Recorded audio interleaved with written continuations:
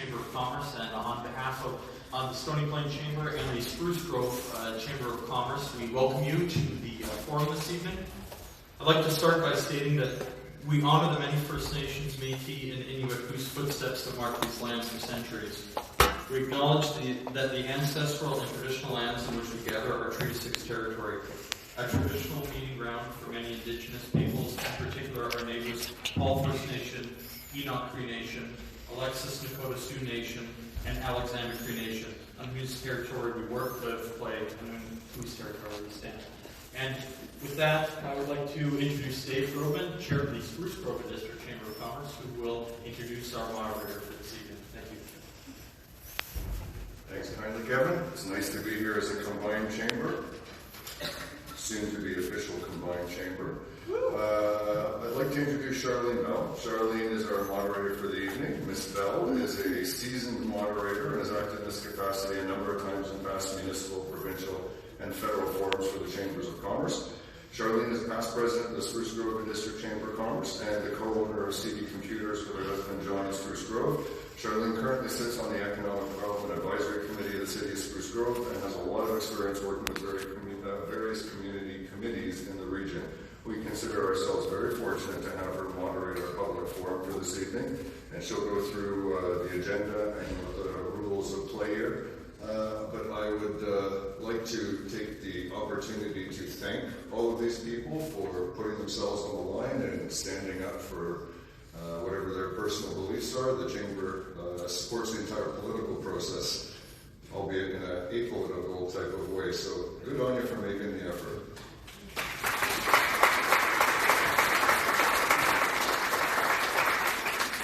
Thank you very much, Dave and Kevin, and welcome to our candidates and to our audience today. So the agenda for today is we will start off with the rules of engagement, which I will spend a few minutes talking about, and then the candidates will present their opening remarks, and they'll each be given 3 minutes to tell us a little bit about themselves and their position on things. Then, for about 60 minutes, we will have an open floor question and answer. So there's microphone in the middle there, and anybody who has questions can line up and ask their questions, and the candidates will have the opportunity to answer. Then we'll have closing remarks from each of the candidates for 2 minutes each, and then our illustrious presidents will come back and give us closing remarks again. So, I want to spend as little time as possible talking, but we have to know the rules. And so they're very simple, and if we follow them, we'll be able to keep everything running smoothly. Everyone will get a chance to give their piece, and we'll be able to hear information that will help us to make an intelligent decision about who to vote for. So we have all candidates in the upcoming election were invited to the forum this evening. The speaker order has been drawn, and the candidates will be introduced each just before they get a chance to speak. They will each be allowed 3 minutes to make their opening remarks. And after that happens, the moderator, myself, will accept questions from the public verbally at the microphone. We're asking those who come to the microphone to ask questions to try and keep your questions short and sweet. So we're trying to head for 40 seconds. So in 40 seconds, we hope that you'll be able to get directly to your questions so that we can spend a lot of time listening to as many answers as we can from different candidates. The moderator will allow each candidate 2 minutes to address a question. We have a timer here. The lovely Ms. Geddes in the back. Each candidate is allowed 2 minutes to answer a question. 10 seconds before your 2 minutes is up, you will hear one ding of the bell. So don't panic. You have 20 more seconds to get out your last sentence. Then when you hear 2 dings, then we need you to stop as quickly as you can so that we can get on to the next question. The moderator myself has the authority to use my discretion as to which questions are relevant and also to disallow any that seem irrelevant or that would appear derogatory or seem to attack the integrity of any one of our candidates. The moderator also shall pose questions to the candidate that is asked and reserves the right to allow other candidates to answer the question as well. So if you have a question and you're addressing it to a certain candidate and we have time, then we'll be able to ask other candidates as well to respond to the question. The moderator has the final jurisdiction in all matters. The other important thing is that this is for our candidates. This evening it's a political forum, it's not a debate. So this will give each one an opportunity to state their platform and present their position on matters of concern to the voting public. So there won't be a need for speaking over each other or interrupting or making points, because everybody will get a chance to say their piece. So not a debate. And so again, the moderator gets to be the boss. Then there's not going to be a break, so we're going to go from now until 9 o'clock. So water on the table. If you feel like you need some passed stuff down, you can wave and somebody will help you get water down at the other end of the table. And at 9 o'clock we want to end the forum. So now we'll go on to the introductions. So I have an introduction from each of the candidates that are here tonight in the order in which they were drawn. So first of all, we have Ronald Brochu. Thank you very much. There he is. So he is an accomplished accountant with a proven track record with over 25 years as a public servant, having worked as a chartered professional accountant, certified general accountant for the Alberta government, the Canada Revenue Agency, and as a credit advisor for the Farm Credit Canada. He has a strong and capable financial skills to make a difference in Alberta's future in a federal setting. He says he is running as a Liberal candidate because he cares about climate change and says we have to balance climate change and ensure growth in our economy. Then our number 2 speaker is Tyler Beauchamp from the Progressive Conservative Party. Oh, People's Party of Canada. Oh my God. Sorry. People's Party of Canada. So he's given me a brochure. I'm going to try and paraphrase a bit. Sorry. Tyler is a family man born in St. John, New Brunswick, and has called Alberta his home for the past 22 years. He's been educated in occupational health and safety, business management, and project management. Tyler is actively completing a master's degree in business administration, specializing in finance. Over the last 17 years, Tyler has worked as an independent management consultant on various major projects in the industrial, commercial, and institutional industries across Canada. I'm trying to remember to speak slowly for our caption writers. Tyler believes that his education, combined with the experience gained throughout his extensive career, makes him uniquely qualified to represent Sturgeon River Parkland communities in Ottawa. And there's other things that he says about himself too, so that was cool. Number 3, we have Cass Romaine. There she is. Cass Romaine is a passionate activist, wife, and mother who is eager to improve our environment, economy, social services, and government for current and future generations. She's found her values align with those of the Green Party, and as she became tired of waiting for elected politicians to follow through, she decided to get involved with the party on both a federal and provincial level. She has been listening to voters to find solutions for the root of their concerns, not just temporary fixes for secondary effects. She is proud to be your Green Party of Canada candidate, a party who takes a triple bottom line approach to policy by considering the ecological, economical, and societal effects, which is readily visible in their comprehensive platform, offering practical solutions to current issues for an optimal future for Canadians. Cass is a genuine person who speaks to bring transparency and accountability to Parliament, with a focus on the environmental challenges our agricultural and energy sectors face, while advocating for a green economy. She feels we also need meaningful reconciliation with Indigenous people while developing our social services including access, education, treatment while receiving care, to eliminate poverty and inequality for Canadians. Next, we have Ernest Chabot. There you are. Ernest was born and raised his 6 children and continues to reside in Legal. He has a background in teaching, farming, tourism, and forming youth to be Christian leaders.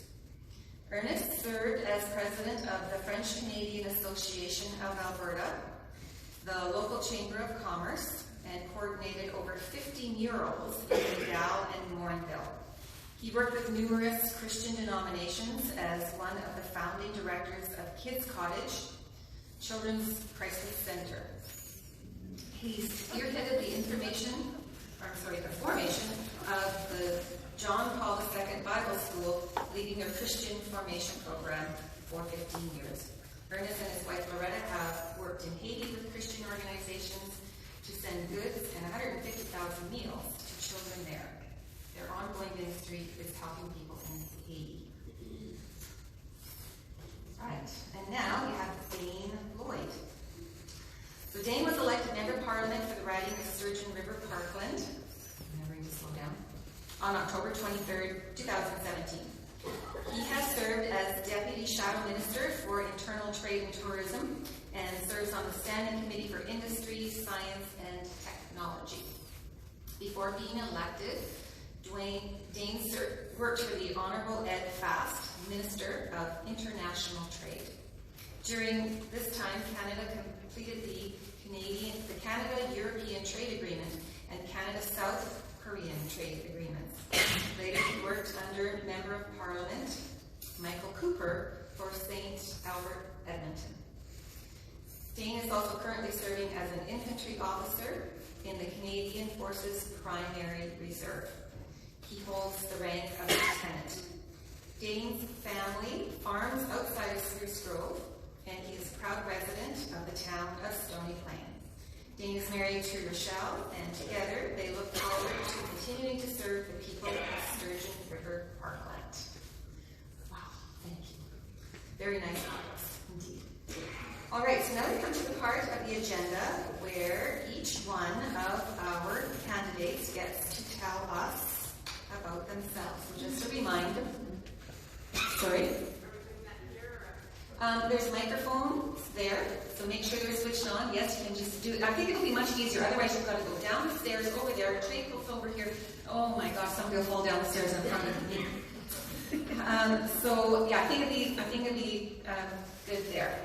So we're going to start off with so a reminder on the rules. So we're given 2 minutes, 3 minutes to tell us about yourself. 20 minutes before your time is up, you will hear one bell. 20 seconds, sorry, 20 minutes, seconds, one bell. So don't panic when you hear the first bell, because everybody does. You get 20 more seconds to finish off, and then we'll go to the next person. So if everybody can respect the bell ringer, then things will go really smooth, I can tell. Thank you. Just testing. So first of all, let's start with Ronald Rochoux from the Liberal Party, please. Well, thank you.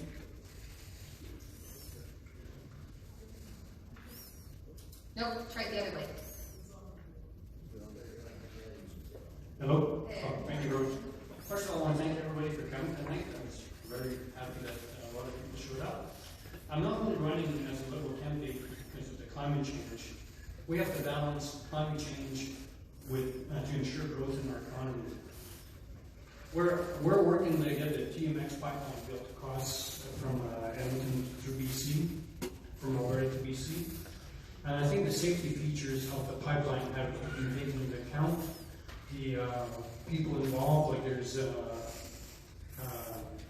nations in BC that are interested in buying into the pipeline. I think that's very good for the maintenance of the pipeline.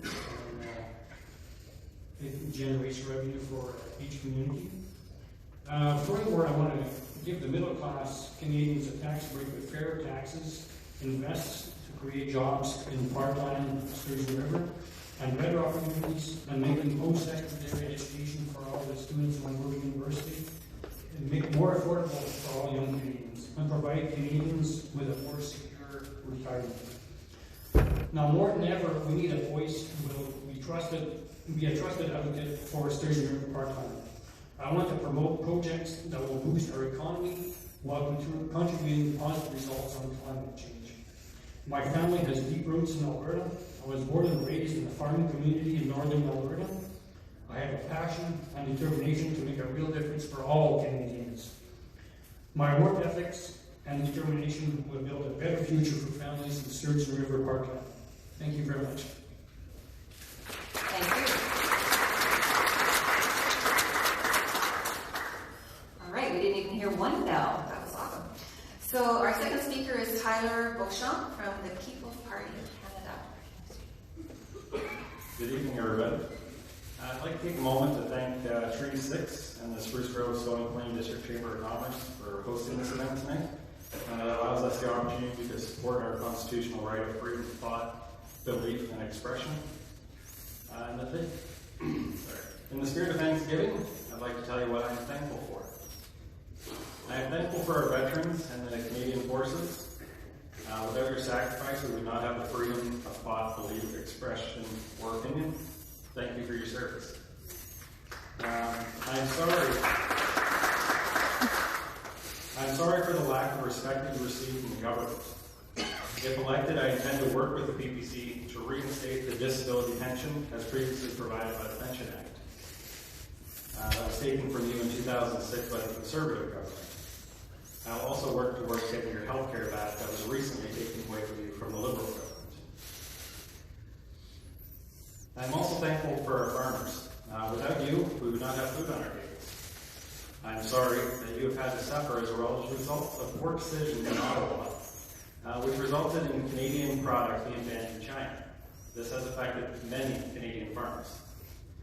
If elected, I intend to work with the PPC to restore the international relationships, reduce our farming tax, eliminate supply management, eliminate interprovincial trade barriers, and make life more affordable. I'm also thankful for our seniors. Our seniors built this country and taught us the values we share today as Canadians. Those values are freedom, personal responsibility, fairness, and respect. I'm sorry that the government has forgotten these values.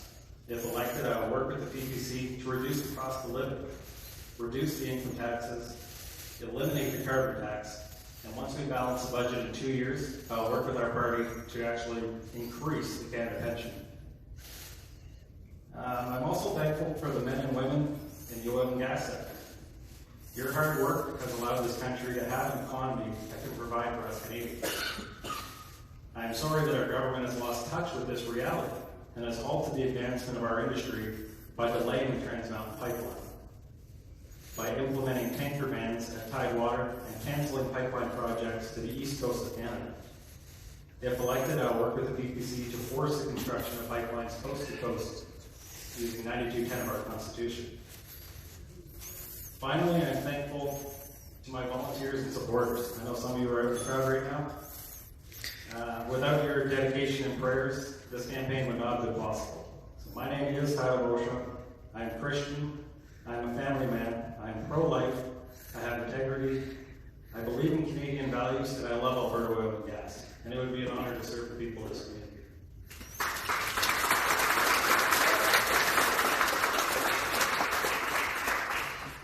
Thank you very much, Tyler. So number 3 speaker is Cass Romaine. Please, that would be him. Thank you for the introduction, Kevin, Dave, and Charlene. Hello, everyone, and thank you all for coming this evening. Isn't politics exciting? As most of you are aware, this October 21st is a big deal. It's when Canadians all over the nation participate in our democratic process, electing representatives to serve their communities at the highest level of government for the next 4 years. It's also a big election in itself. The effects of our changing climate are more evident than ever during these times of major economic disparity and inequality throughout our nation.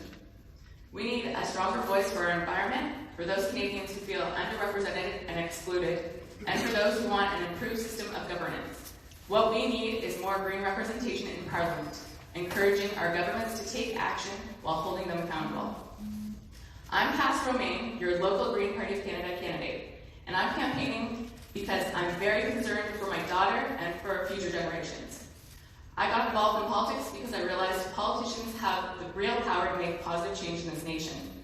And I had had enough of hearing those same politicians make promises they didn't intend to keep. I also ran for the Green Party of Alberta this past spring and continue to be involved with the party on both the provincial and federal level, seeing a real need to normalize being green in Alberta. Some issues our green election platform focuses on are improving social services for low-income Canadians, seniors, etc., ultimately eliminating poverty through a guaranteed livable income program, creating more safe and affordable housing, implementing actual universal health care, as well as tuition-free post-secondary education, universal childcare, accessible green public transportation, and a fair carbon tax with our proposed carbon fee and dividend program.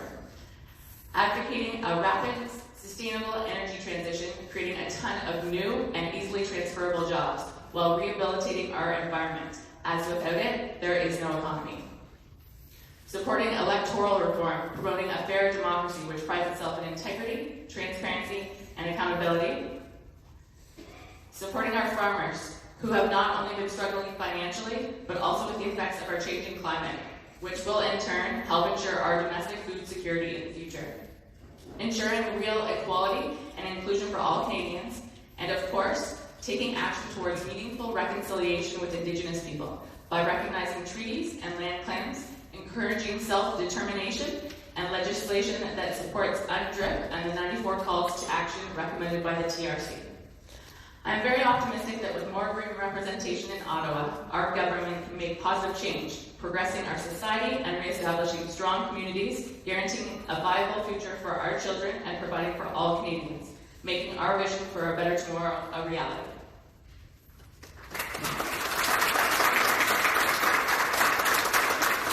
Thank you very much, Kathleen. Now we go to Ernest Chauvet from the Christian Heritage Party, please.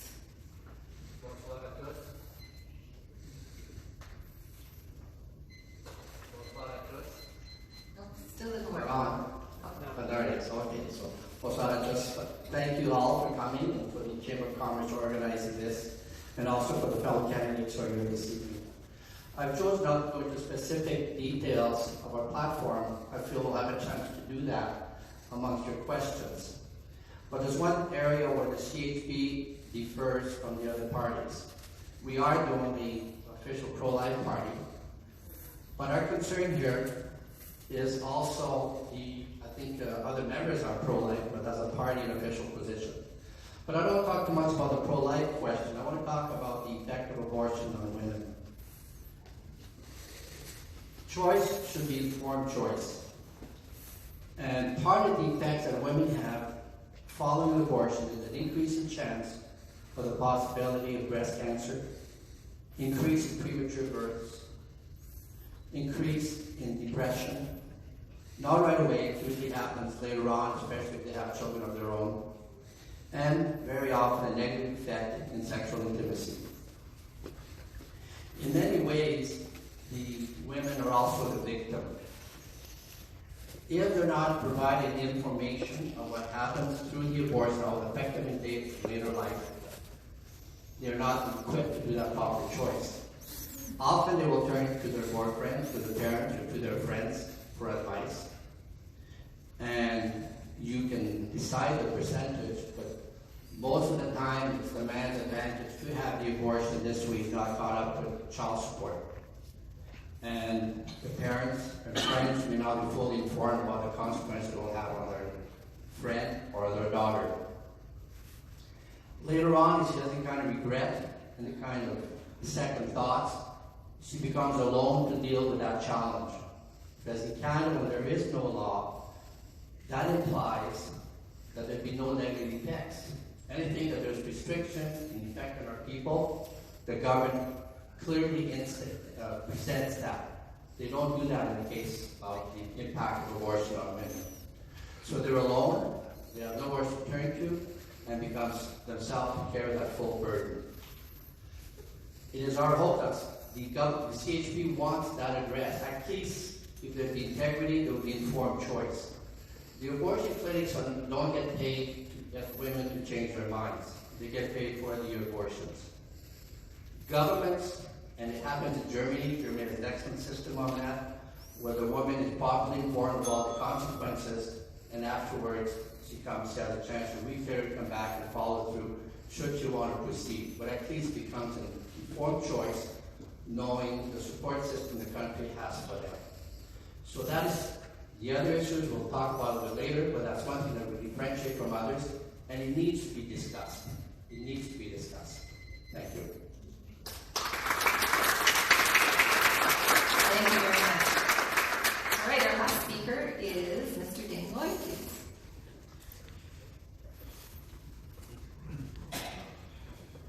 Stand up. It's easier for me to. Well, thank you for that kind introduction, and thank you to the organizers and all of you for coming today and all the candidates.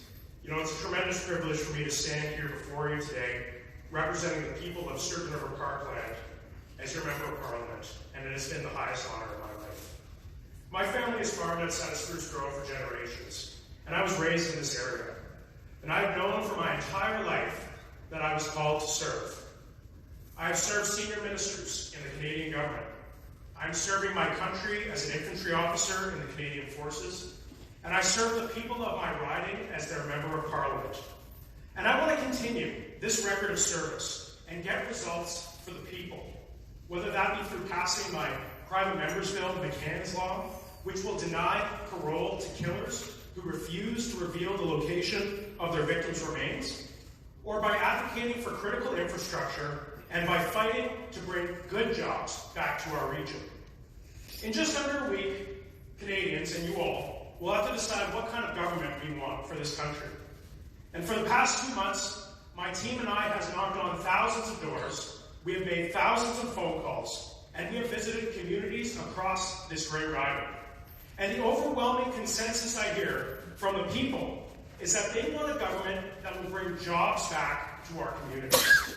They want a government that will get pipelines built. And they want a government that lives within its means and seeks to make life more affordable for families.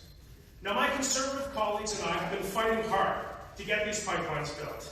We have fought hard to stand up for our energy industry, and we will continue fighting hard to get the jobs that we need so that families can get ahead. Now, we need to elect a strong Conservative government because we cannot afford to face the consequences of the alternative. Already we see the New Democrats seeking to build a coalition to keep Justin Trudeau in the Prime Minister's chair. And we can be certain that this coalition will try and kill the pipeline that Alberta and the West depend upon. We can be certain that this coalition will radically increase spending and... Now let's be clear. We cannot afford to take that risk. On October 21st, vote for a strong Conservative government to stand up for families, for businesses, and for our economic future. I'm Dane Lloyd, and I'm your Conservative candidate, and I'm fighting because it's time for you and your family to get ahead. Thank you.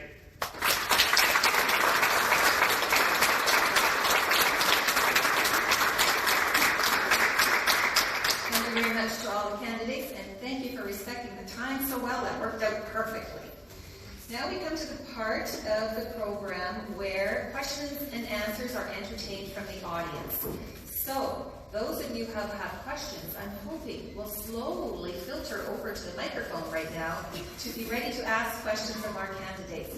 Because if you don't ask questions, then you should see the questions I have to ask. They're really hard. All right. So if you don't mind stating your name and remembering that we're going to give you 40 seconds to ask your question. You'll hear the bell ring when you've got 10 seconds left, and you'll hear it ring twice when I need you to get to your question. All right?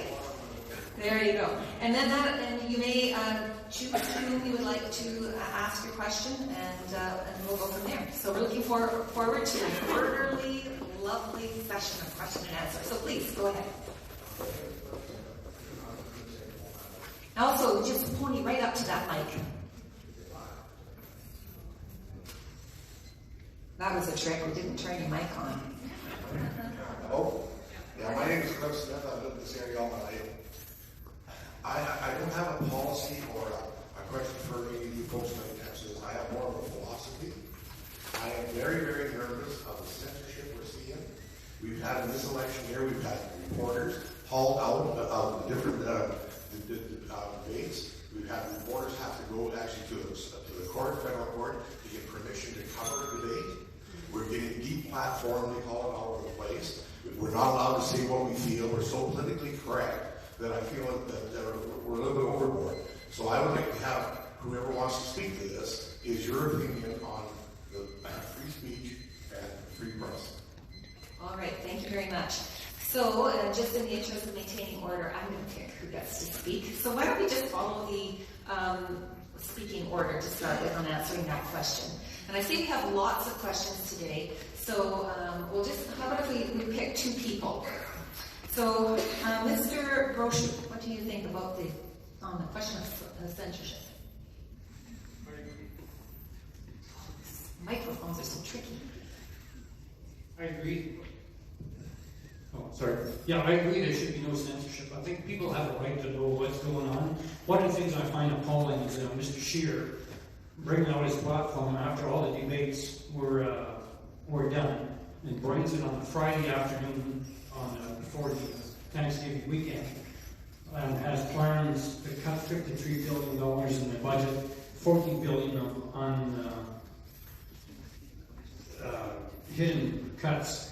And to me, that should have been given at the press, it should have been given at the debates, so all the candidates, not the candidates, but the leaders could have debated on it.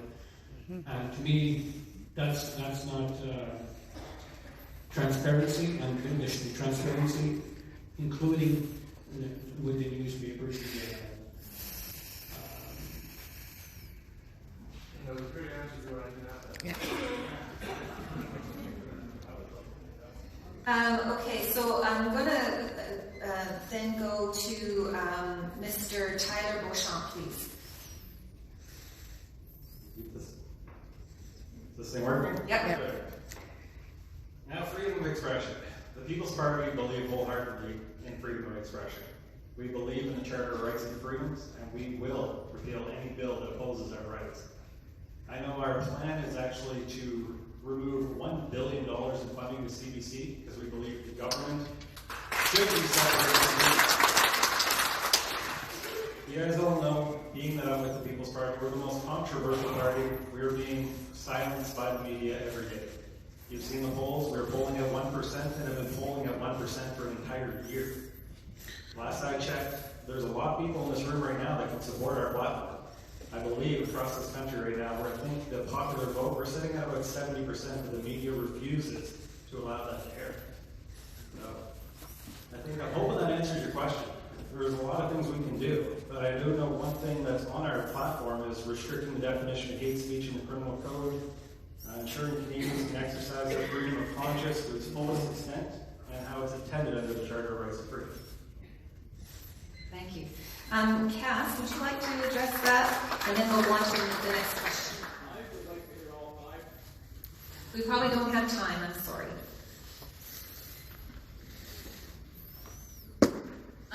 So, really, there needs to be total transparency around surrounding anything regarding politics.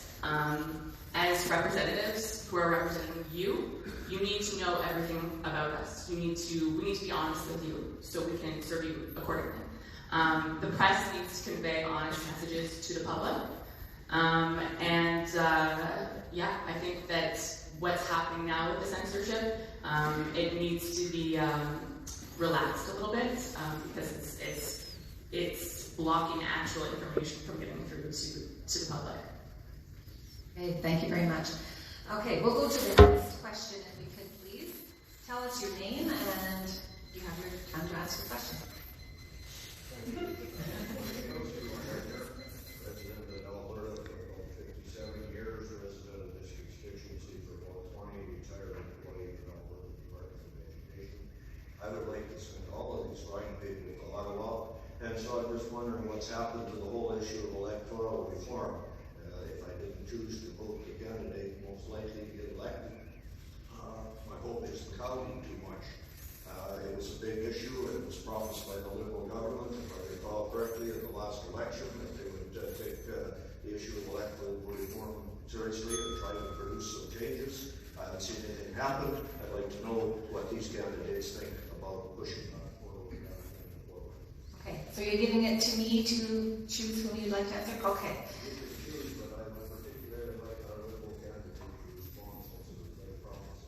Okay, well, let's then start with the Liberal candidate, please. Thank you very much. That's a very good question. We are committed to ensuring that from the 2015 election about the election reform will be kept.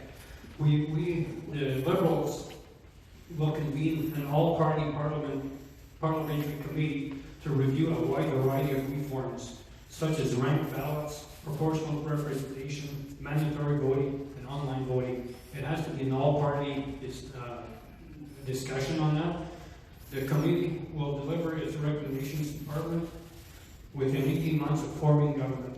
We will introduce legislation to enact electoral reform. We are working on it. It's just it takes a lot of an all-party parliamentary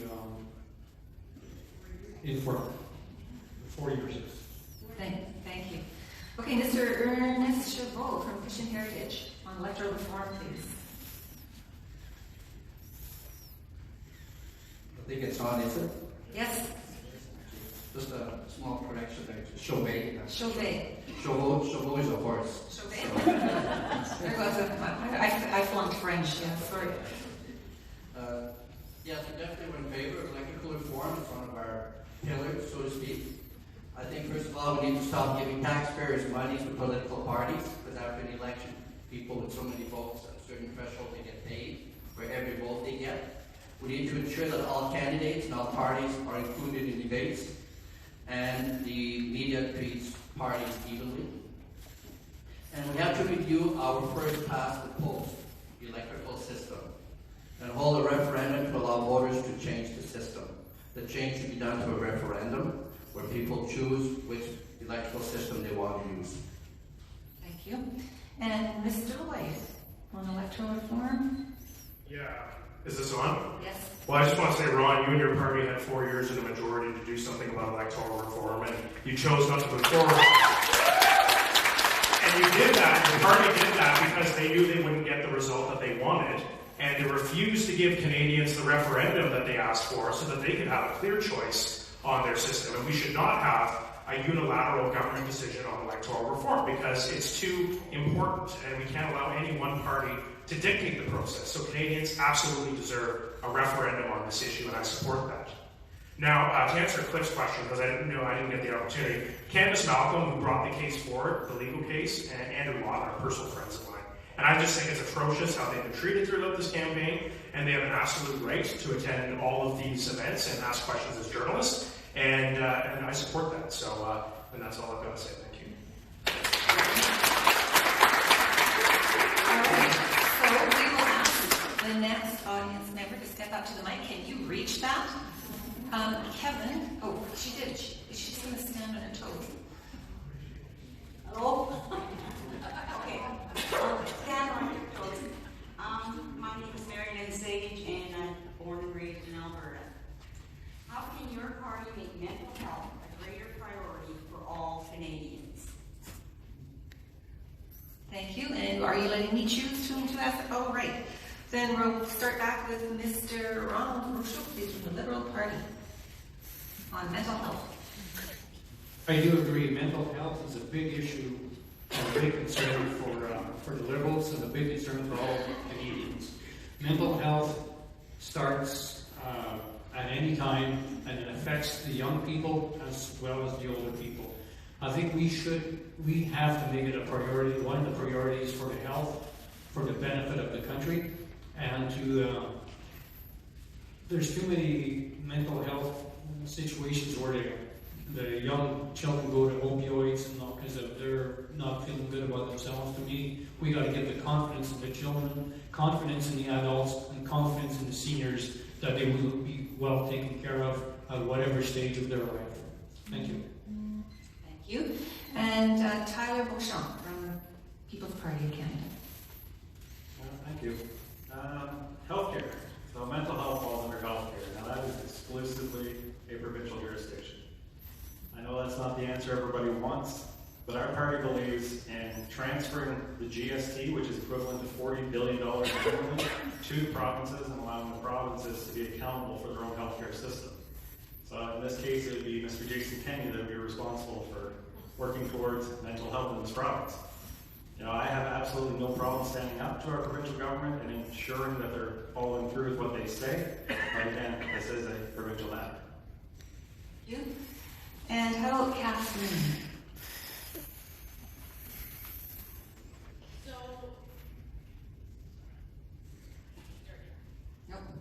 There we go. Mental health is a huge priority for the Green Party. We need to reorientate Health Canada's mandate towards mental health and addictions. This we'll do by improving our understanding and our treatment around mental health. Right now, I'd say North America as a whole is very lacking in our understanding of mental health and mental health issues. So I think we need to really improve on that. And then that way we can properly address the opioid crisis, the fentanyl crisis, as well as help rehabilitate people with addictions instead of treating them like criminals. All right, thank you very much. All right, from our audience then. My name is Shirley Papp. I'm born and bred in Alberta. And this question is really for Dane. How is the Conservative Party going to address the ongoing effects of climate change? Is this on? Oh, thank you, Shirley, for that question.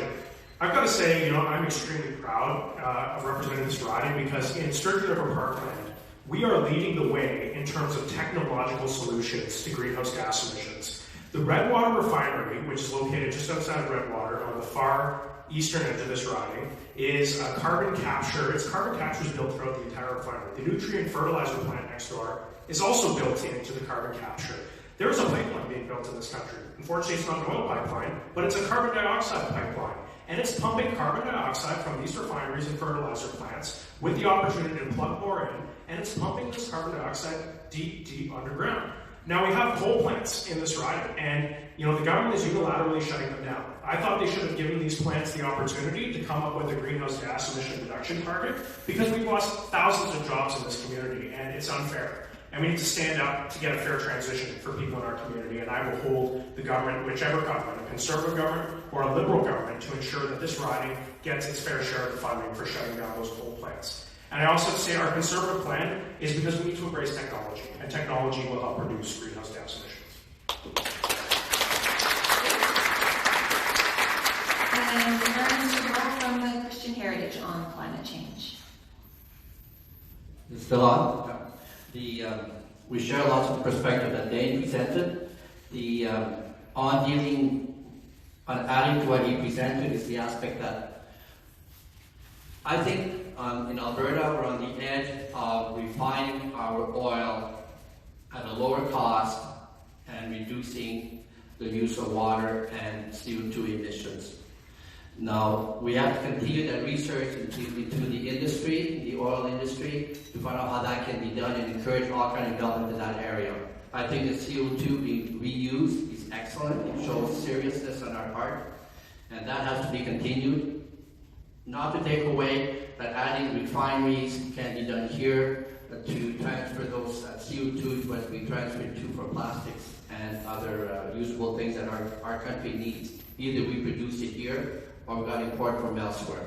So, thank you. Great, thank you. And Ronald Brosher from the Liberal Party, please, on climate change. Yes, we really have to act quickly on climate change. The permafrost in the territories is melting. The oceans are warming. The ice is melting up north also, the polar ice. We have to, with the carbon tax, we have to make people aware of what's going on with the environment. Just the other day, the CEO of Sunflower said he supports the carbon tax and Shell supports the carbon tax. They want to be part of the solution. They do want to pump CO2 down in the ground, and that helps to bring out the oil with pressure on the oil and keep the CO2 underground. We only have, according to the UN, we only have 12 years to make decisions. And today, we have to make the decisions now, not wait for another 4 or 5 years. The Liberals have been working hard on the climate change with a lot of opposition from the prairies, from the blue collars, the Conservatives from Alberta all the way to Ontario. They don't really want to believe in the climate change. They complain about the carbon tax, but it's one thing that we need, and even the big oil, Shell and Suncor support it. And they do want to be part of the solution, and we have to work on that, continue working on it. Thank you very much. Thank you. From our audience, the next question. My name's Diane, and I would like to talk about something that our Liberal Prime Minister doesn't want to address. In fact, he does not like to be confined by budgets.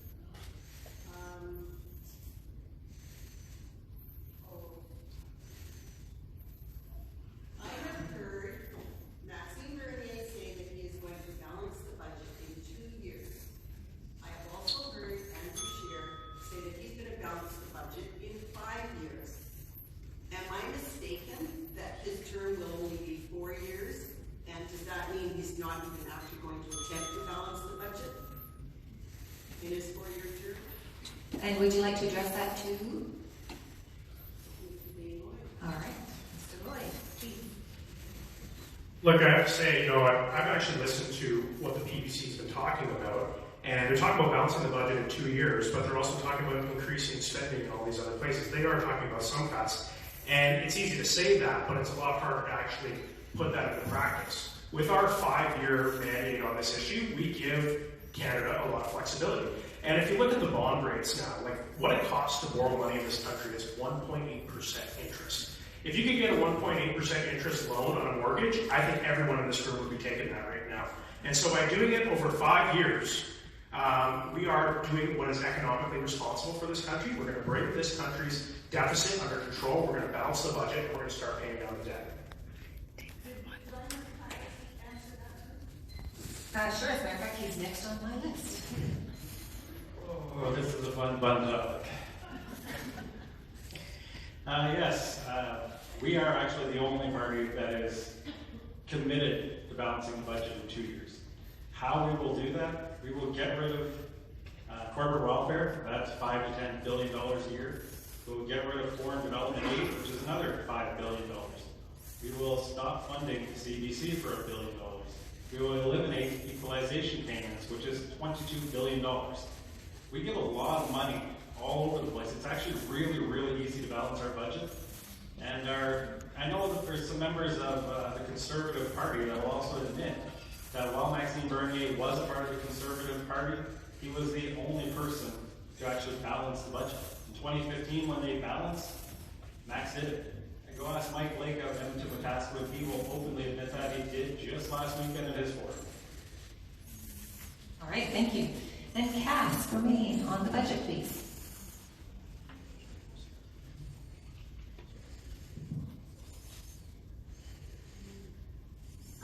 So the Green Party of Canada, we've submitted our platform budgeting for review to the Parliamentary Budget Office, and we believe that all parties should be as transparent.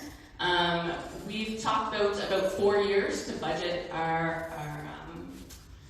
debt, but we also want to provide services for Canadians during this time. And we propose to do this through fair taxation, which involves a wealth tax on anyone making over more than 20 million, a 1%, as well as closing offshore havens and tax loopholes. This alone will bring so much money to Canada. We have to. Another thing would be stopping subsidies to the fossil fuel industry. That would save us a lot of money as well, which could then go into our energy transition. So yeah. Thank you very much. All right. Next audience member, please. We talk about taxes here a lot. Did you know that municipalities, all the taxes that we collect, so between your property taxes, your provincial taxes, and your federal taxes, towns and cities will get 10% of the taxes. 90% of the taxes go to the provincial and federal governments. And communities like ourselves have to be responsible for 65% of the infrastructure costs. Will your party create a bilateral agreement with municipalities so that we can actually provide and fix our roads and infrastructure? And Mr. Choi, do you have anyone you'd like to ask in particular, or leave it to me? Okay. So then, Mr. Ernest Chabot from the Christian Heritage Party, please. Well, it's difficult for municipalities to balance when the government take the big chunk right off the bat. In the infrastructure aspect, things related to road and so forth, some of those areas can be shared.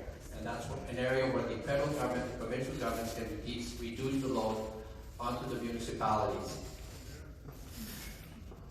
Regardless of the federal, I think we're looking to taxes, we're looking to the impact on its citizens.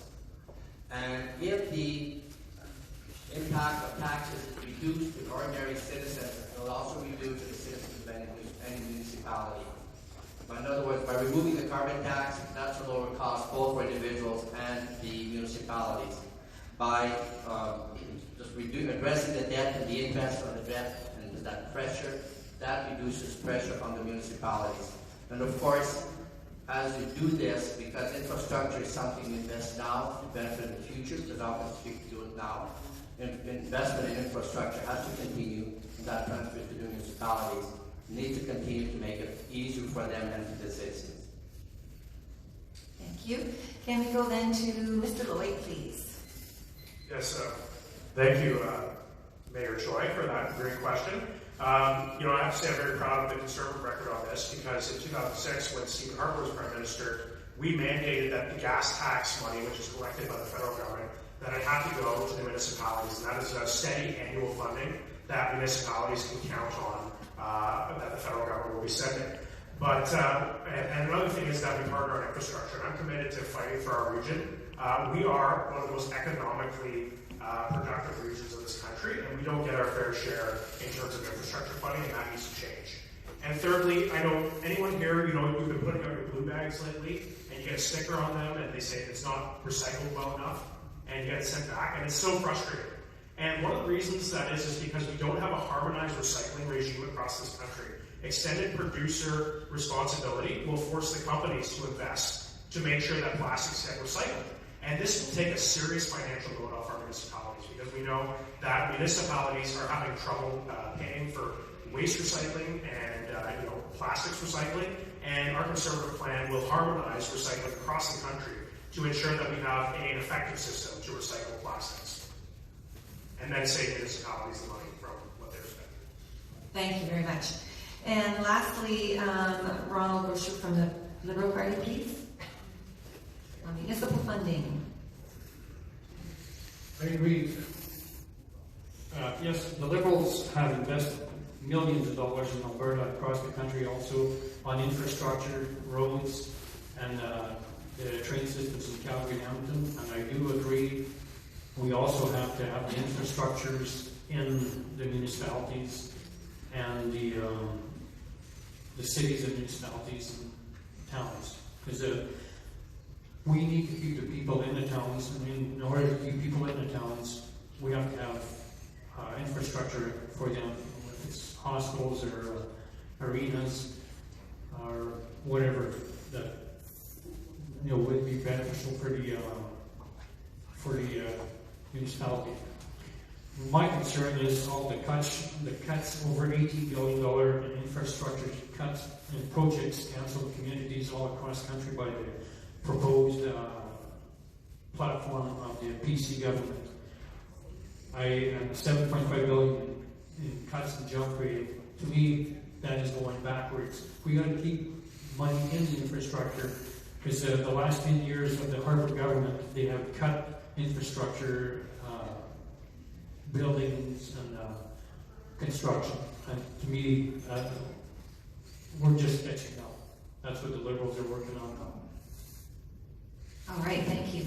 So we're sort of running out of people asking questions. So why don't we ask more of our panelists to discuss the same issue so we don't run out of, oh, we've got more people coming. That was a good morning. How about Tyler? Can we hear your views on municipal funding, please? I would love to say that there is a pile of money just sitting around waiting to come to municipalities from the federal government. Honestly, that would be a dream. Unfortunately, until the budget is balanced and we don't have this huge deficit, that's not a reality.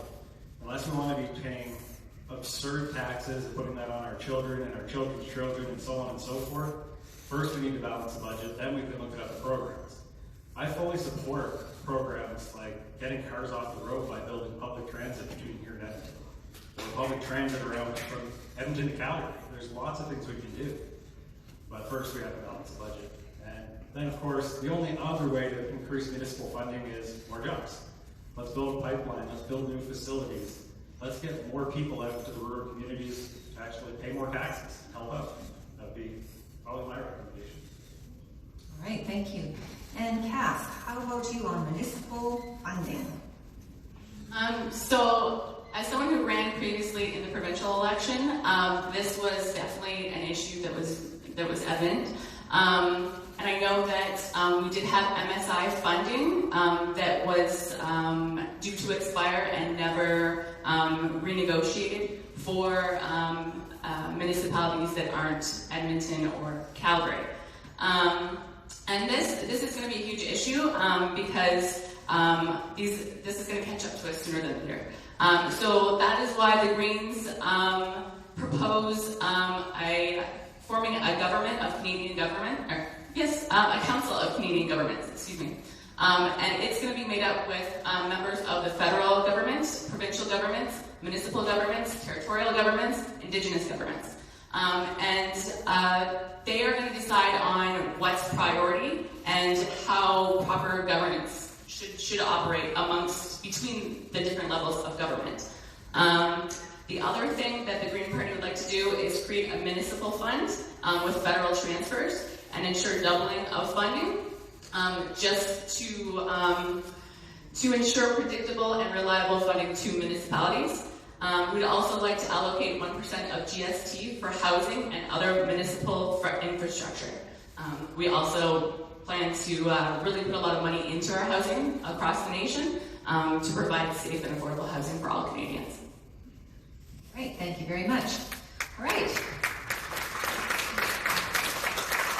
From the audience, your next question, please. It's not on, so I'll just talk loud. My name is Nicole. My question is for Dane. Dane, I had a conversation with you back in October 2016, and I let you know that in the election, I did not vote for a candidate who was pro-choice. At the time, you said that you do have pro-life conviction, but you said that if elected, you would respect the party's decision not to reopen the debate. I'm wondering if you could ease my conscience this time because I still am undecided. Or is it still your idea that you're not going to reopen the debate? And if not, are there any restrictions that you would stand for? Thank you. Mr. Lloyd? Thank you. I do recall that question in 2017, I believe. And we have so many pro-life people in this riding, and I probably represent pro-life people and pro-choice people. And I've always been firm that I am pro-life. Now, our Conservative team and our Conservative leader has said that the Conservative government will not reopen this issue. But if this issue did come up, I'm not going to bring up a private member's bill on this, but I would have to vote my conscience. But I will say that I wouldn't vote for anything that would put a woman's life in danger. All right, thank you. And from the Christian Heritage, Mr. Chabot, please. It's definitely one of our topics. It's our basic issue, the number one when you've heard from the other parties.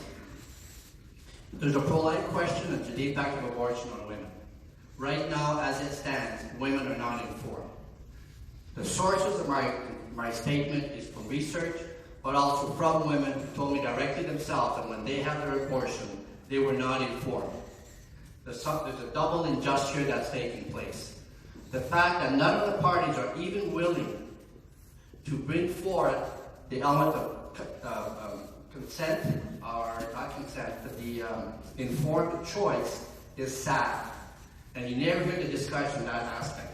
And the victims of that are the women. And that's not right. And I'm surprised that whoever governs the country is not willing to move in that direction. Is it just fear of the media, or naiveness, or lack of research? I don't know. But it needs to be addressed. So as a party, for sure, we are a pro-life party, but also on the immediate level, we also try to address the implication on women to at least the informed choice. Thank you. And Mr. Bushey from the Liberal Party on pro-choice, pro-life. The pro-choice, pro-life is actually in the Charter of Rights, so it's something that cannot be changed around as easily as one can say. But I do support the choice of a woman what to do with her body, whatever she wants to or not. Thank you very much. Thank you. And Tyler on pro-life, pro-choice. Well, no. No. Not working. Oh, No, it was on. try it again. Does it work? Working now. Guess I'll speak a little bit louder. Oh, there it starts to work. So, like I said in my opening, I am pro-life. I don't understand why this is such a taboo subject and why we cannot bring it up for discussion. We've had over 30 years without regulations. Back in the 80s, there used to, if you want to have an abortion, you had to go to a panel of medical professionals to say yay or nay. Right now, it's kind of open season. We have over 100,000 abortions a year. I know the medical system in Alberta removed my ability to have children. So I had to go through the process of becoming an adoption household. Problem is, there are no children to be adopted. We're killing them before they're even born. So, no, I will say I will happily reopen the conversation. Thank you. And Cass, on pro-life, pro-choice.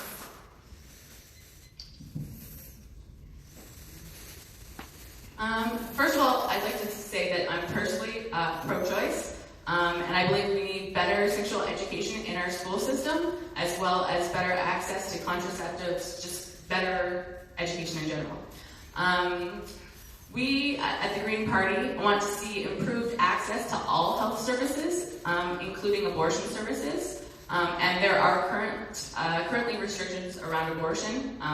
So I think where our stance on abortion is currently is probably where we should keep it.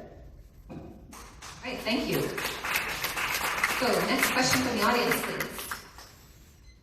My name is Bill Wicks. Long time Alberta, but born in the Maritimes, and actually United Empire Loyalist is part of my roots, so I'm pre-Canadian.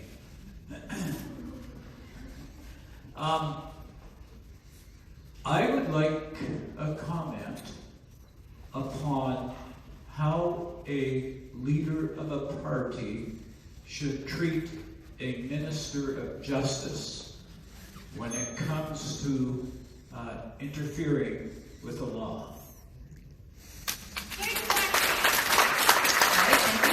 Do you want to address it to anyone in particular, or? Well, I'd like to ask it of the Liberal and the Conservative, because they likely will have the majority of seats in the House, and the others can answer too. Okay, well, let's start off with Mr. Brochu from the Liberal Party. Okay, yes, it is a very hot topic. However, as Mr. Trudeau said, he wanted to save jobs in Quebec. Also, other countries have that option to, if the company changes, it's like the income tax. I worked in the appeals division of CRA, and we can change decisions on tax. Same thing with this year. If the corporation has changed their ways, it's Are we off topic? to me, it's something that people should be. The corporation should be have the option. If they change their ways, if you look at the past, that's what I'm looking at. See. All right, thank you. Mr. Lloyd. Ron, I'm just surprised that as a tax lawyer you would allow this case to go forward. I don't think anyone has a problem with legislating deferred prosecution agreements. Many countries have them, but we also trust that our politicians aren't trying to bend the law to get the result that they want.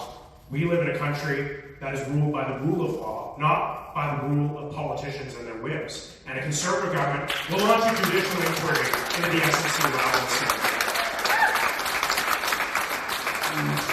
Thank you. People Party Canada, Tyler Michelle, please. No, we might not agree on a lot of things, but I can't say I deny with anything that Mr. Lloyd has just stated.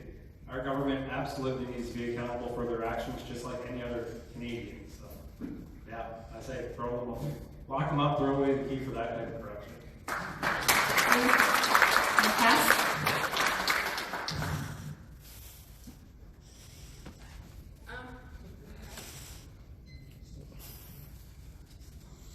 So I think it comes down to the need for integrity, accountability, and transparency in government. I know that the Green Party would like to implement recommendations of the McClellan report for a clear written exchange of views to avoid some of what was inappropriate in the SNC Lavalin matter. And we'd like, obviously, government to just be very accountable overall. There's no reason that there should be sneaking around or mistreatment of our ministers or anything like that. All right, thank you. And lastly, Ernest Chabot, please. Not much to add. We share the perspective of Conservatives and the People's Party. That's basically stems out of nothing to add on that. All right, thank you. Okay, next audience question, please. Hello. Yep. My name's Sandra Stony, and actually part of my question was answered already, but I'd like to proceed with the other part of it. My biggest concerns for this election are two things: human rights and environment. And without both, we have no future. And I stood here and I listened to you folks talk about abortion rights. Well, not abortion rights. You talked about pro-life. You're not talking about pro-life. You're talking about pro-birth. I work with people with poverty. I work with women who've had to make that difficult choice. And I've worked, and I'm not going to stop talking unless you take me off this. Sorry, that could happen. Could you quickly have a question? You have a question? I do have a question, but it's important to have it in context. Well, you have, I'm afraid we don't, and so we have to follow the rules. And so if everyone did what you did, we wouldn't get anywhere. So do you have a question? I have a question. Each one of these gentlemen has a view on what a woman's body should be doing. That's a matter of human rights. We have a human right to say what we do with our body, and men have no part in that. Okay, thank you. Does anyone wish to add anything further on that? Okay. Hey, I missed the question. The question was, I would like each one of you, including Cass, because she is the only one who really has a say here, what you can do to protect women to have the say over their bodies without any other person saying it. Because if we don't have choice over our bodies, we have no choice. Okay, thank you very much. So, I guess we could start with Cass. Oh, I'm sorry, Tyler. Let's start with Tyler. He's just ready to go. I just wanted to be clear. I want to reopen the conversation on abortion. As a man, I can understand I don't have the right over a woman's body, but when you're talking about children, I definitely have the right over my own child. I really do. These subjects can be taboo. Human rights are important, yes, absolutely, but where are my rights as a man? Like, it works, it's the same thing. All right, thank you. And Cass?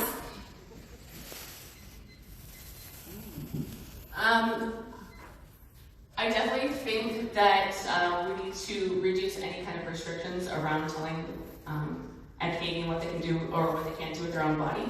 I mean, that's evident in the Green Party policies around drug decriminalization. And that is in part to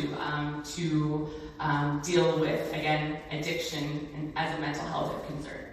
However, I think it's important to fully discuss having an abortion or not having an abortion, but in the end, it does come down to the woman who just tends to be usually the one who's responsible for that child. And in today's society, with economic disparity and everything else, it's very hard to necessarily raise a child, especially if you're on your own. Thank you. And Ernest Sherlock. 2 points here. First of all, the question of abortion is, medically speaking, when the restrictions of abortion be determined by the medical profession. Legally speaking, abortions are allowed right up to 9 months. On the legal aspect, there is no restrictions on the legal level. On the medical level, that's where the restrictions come in. Should a doctor perform an abortion at 7 or 8 months, and the medical professor tried to slap his hands, if it would go to the Supreme Court of Canada, because there is no law, therefore he would lose the doctor would win having done the abortion, and the medical profession would lose. And we, for sure, we believe life starts at conception, but there's no question for most people in this room, when you're looking at 6 months, that is a human being for most people here. Maybe some would disagree, most would, and most Canadians would. But the other part is it's presented as if a woman can have an abortion at any turn.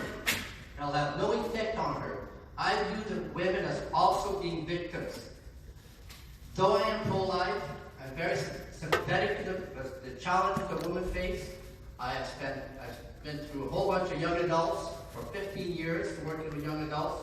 I have seen poverty, and it is a challenge. But to make a decision now without being aware of the consequences of the impact on a person's life and on their future families is not wise. All parties should advance the aspect of at least having informed choice, and if you don't agree with the presentation of the impact of abortion, let's get the pro-life and the pro-choice people together and get a questionnaire to do an honest research on how women are affected by those kinds of choices. Okay, thank you. Mr. Blake. Yeah, I just want to say, I appreciate the right of everyone to ask questions of us on these very serious social issues. But I would hope that we all respect the time and the rules tonight, because that's important, because we're here. And I just want to say that I wouldn't be so confident to stand up here and say that I'm pro-life if I didn't know that there were so many strong women working on my campaign and in this community that stood behind me on my pro-life stance. And as the member of Parliament here, the Conservative Party said is not going to reopen this issue. And I'm not going to introduce a private member's bill on this issue, but I will always stand by my conscience. And Mr. Busher. Thank you.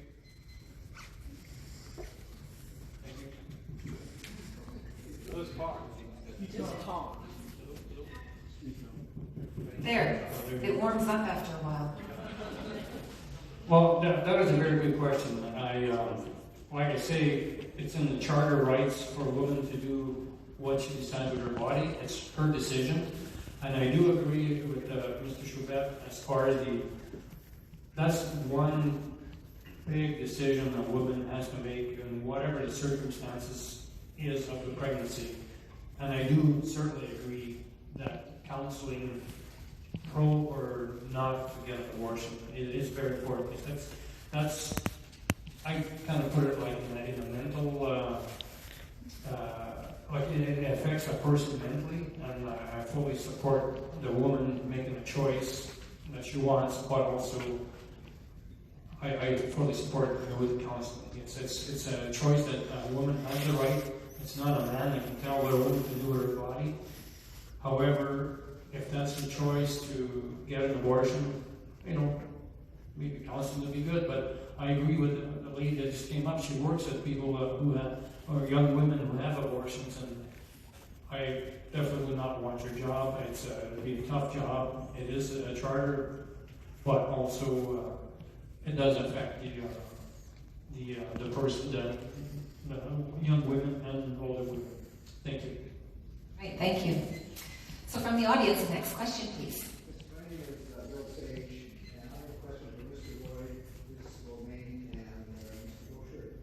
Do you support allowing people diagnosed with a severe medical condition to make an advance request for medical assistance?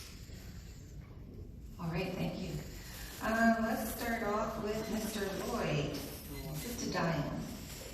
Yeah, so this is a very important issue in this country, and I was working for Mr. Cooper when he was the Conservative co-chair on the committee for medical assistance in dying, and I was there listening to all of the all of the witnesses, and what I came out with, we do have legalized euthanasia in this country, and we had to fight as Conservatives to ensure that we did not have euthanasia for children.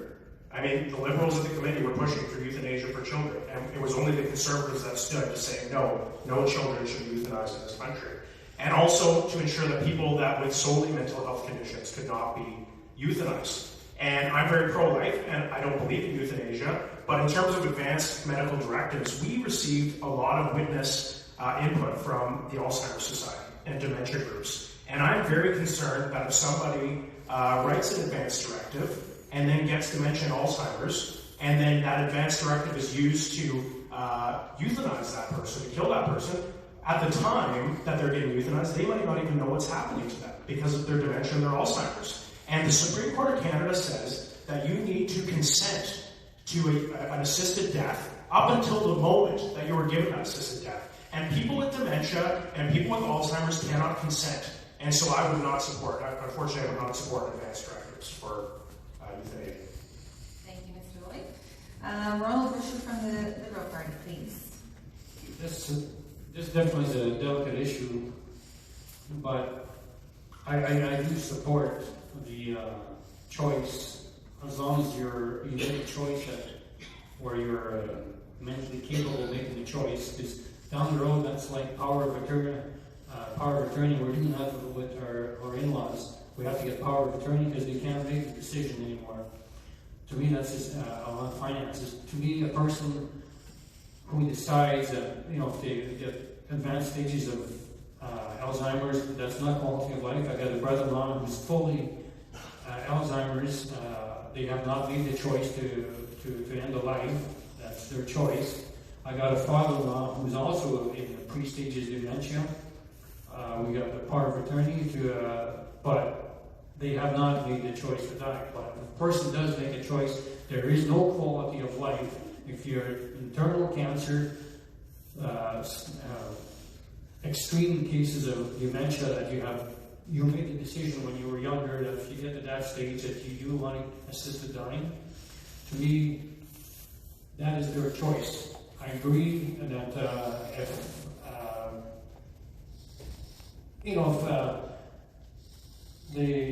if the family decides to change their mind, well, okay, so be it. But I think it's a person's right to say.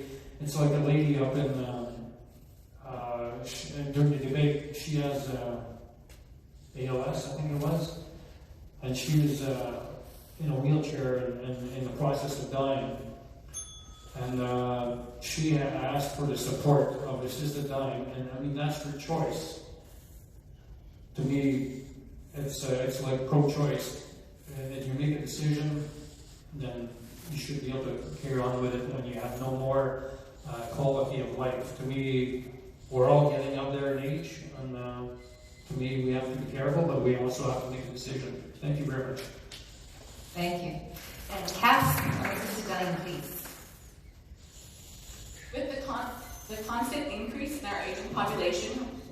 get the legislation right around it.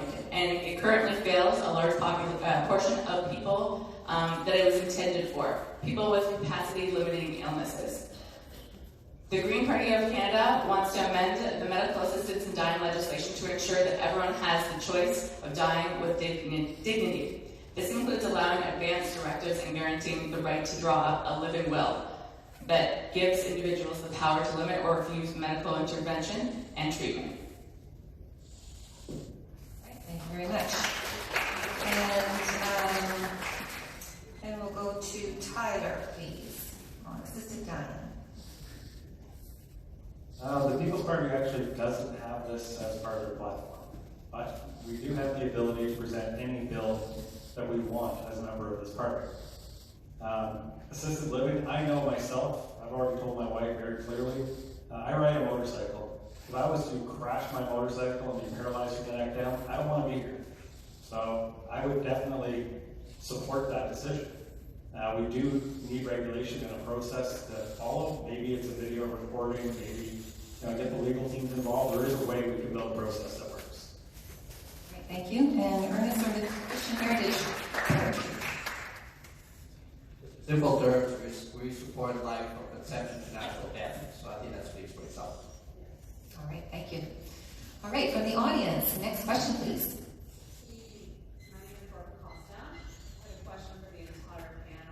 With all due respect for, it seems like months, we've been hearing about billions and billions of dollars being spent and promised. And I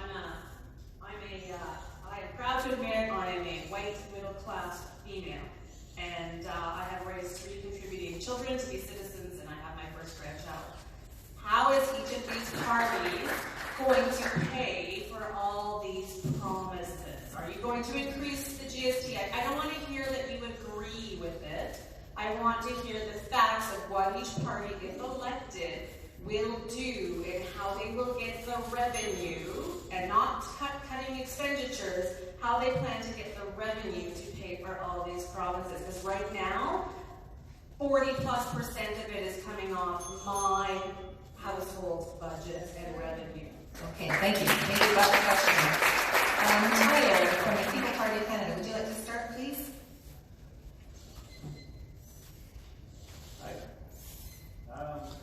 Yeah, if you have read our platform, I'm hoping everyone in this room has, we are not promising spending.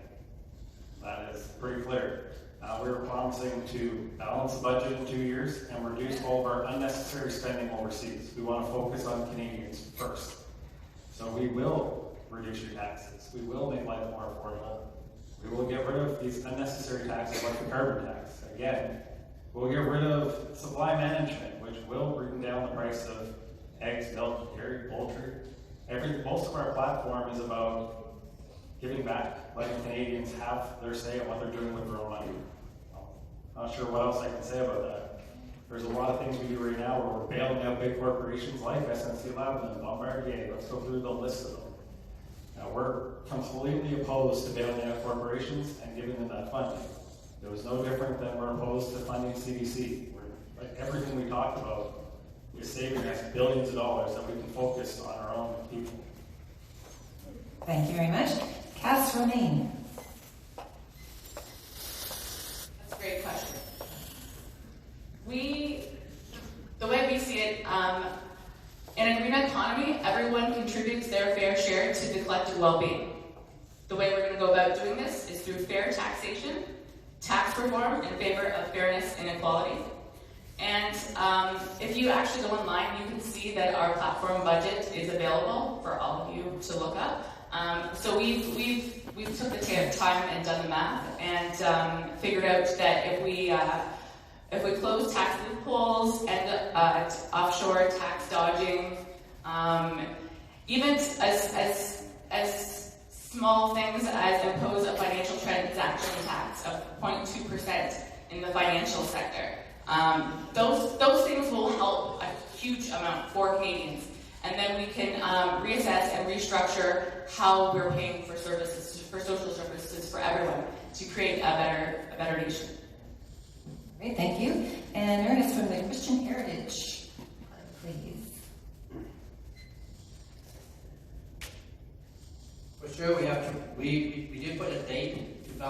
budget, but it is a focus. We need to do that as quickly as possible. There's something missing logically if we say as an approach, we will spend today, let grandchildren and grandchildren pay later. We have to address that. This way we don't, we're just careful. Often the approach is to deal with budget, just to raise taxes, and all that does is puts more pressure on the people. So we definitely believe reducing subsidies. We need to increase revenue. We need to increase revenue in the natural resources industry. We need to increase refineries in the transformation from CO2 to plastics and so forth. And we need to take away things on the burden, the tax burden you're feeling as a family. Remove the carbon tax, which is an extra burden on number one on starting with the heating bill. I personally, I see with propane and one with acreage, one tank has $70 worth of carbon tax. That's at the present rate. I need 3 of those a year to be effective on the approach that some parties are doing right now. We need to 5 times that amount will be needed. So that's just a pressure on heating. So the impact of that is huge, and the burden on families is tremendous. So if we remove subsidies, increase revenue, and just be careful with the expenses we have, make sure we don't increase, then at that point we can address a balanced budget very quickly. Thank you. And Dan Lloyd from the Conservative Party, please. Hello. Well, thank you, Barb, for that excellent question. And I just wanted to note something that Tyler, you said earlier, just a bit of a history lesson. In 2015, Maxime Bernier did not balance the budget. Prime Minister Stephen Harper and the Conservative Party balanced the budget. Now, under our policy, we see the Liberals have given over $200 million to the China-led Asian Infrastructure Investment Bank. $200 million to the people that are stopping us from exporting our canola and our pork. It's absolutely irresponsible policies. We would also cut over $1.5 billion in corporate welfare. And if we can grow our economy by getting these pipelines built, we can balance the budget in 5 years. And Ronald Busher from the Liberal Party, please. One of the things we are investing in Canadians. If you remember after the war, the government had to invest. They had to have deficits to invest to get the economy going. Right now, if we start cutting too deep, we will be back where we were before. High unemployment and no jobs, no projects on the way. We have to invest now. Well, like Mr. Lloyd said, the interest rate is 1.8%. We have to invest now. We have to invest in infrastructure, which wasn't done for the 10-year period by Mr. Harper. We have to start investing now for the future, like into clean energy, and you have to invest now, invest with people into the oil and gas industry. There's going to be a big change. If they have to have an opportunity to change their career path, the oil patch does not come up to the level it was before, and maybe with the pipeline it will, but we are working on getting the pipeline done. And we have to invest in Canadians. Thank you. All right, next question from the audience, please. My name is Louise Nelson. I'm in Stony. Try going a little closer to it. Okay. Yeah. Anyway, my question is to Dave. Andrew Scheer claims that he seems to be like he's pro-life, or he claims to be. Why is he going to continue sending foreign aid to countries overseas to fund abortions? All right, thank you. Thank you, Louise. I have not seen anything from our leader that says that he's going to send foreign aid overseas to fund abortions. I'm very proud of the legacy of Prime Minister Stephen Harper when he announced the Maternal and Newborn Health Initiative, where Canada sent billions of dollars to poor countries across the world to ensure that these women had health options, that the newborn children had resources. And you know what that resulted in? It resulted in child mortality rates dropping across the continent of Africa precipitously. And I'm very proud of that. And I know that under a Conservative government, we want to continue to invest in the maternal and newborn health initiative to ensure that we can ensure that children and mothers can survive and thrive. Would the rest like to comment on the same issue? Yes? Okay. Let's go to Mr. Chabot from the Christian Heritage Party. The 2 days after the election, the 23rd of this month, I'm going back to Haiti. And people there will focus on providing sometimes finances to deal with, number one, the reason they're giving money there would be for abortion and birth control. They don't have water. They don't have water. I think that's a basic necessity. I actually went to a school that go to the washroom. They would have to go pee in the corner, but it was just a wall to separate where they had to go to the washroom.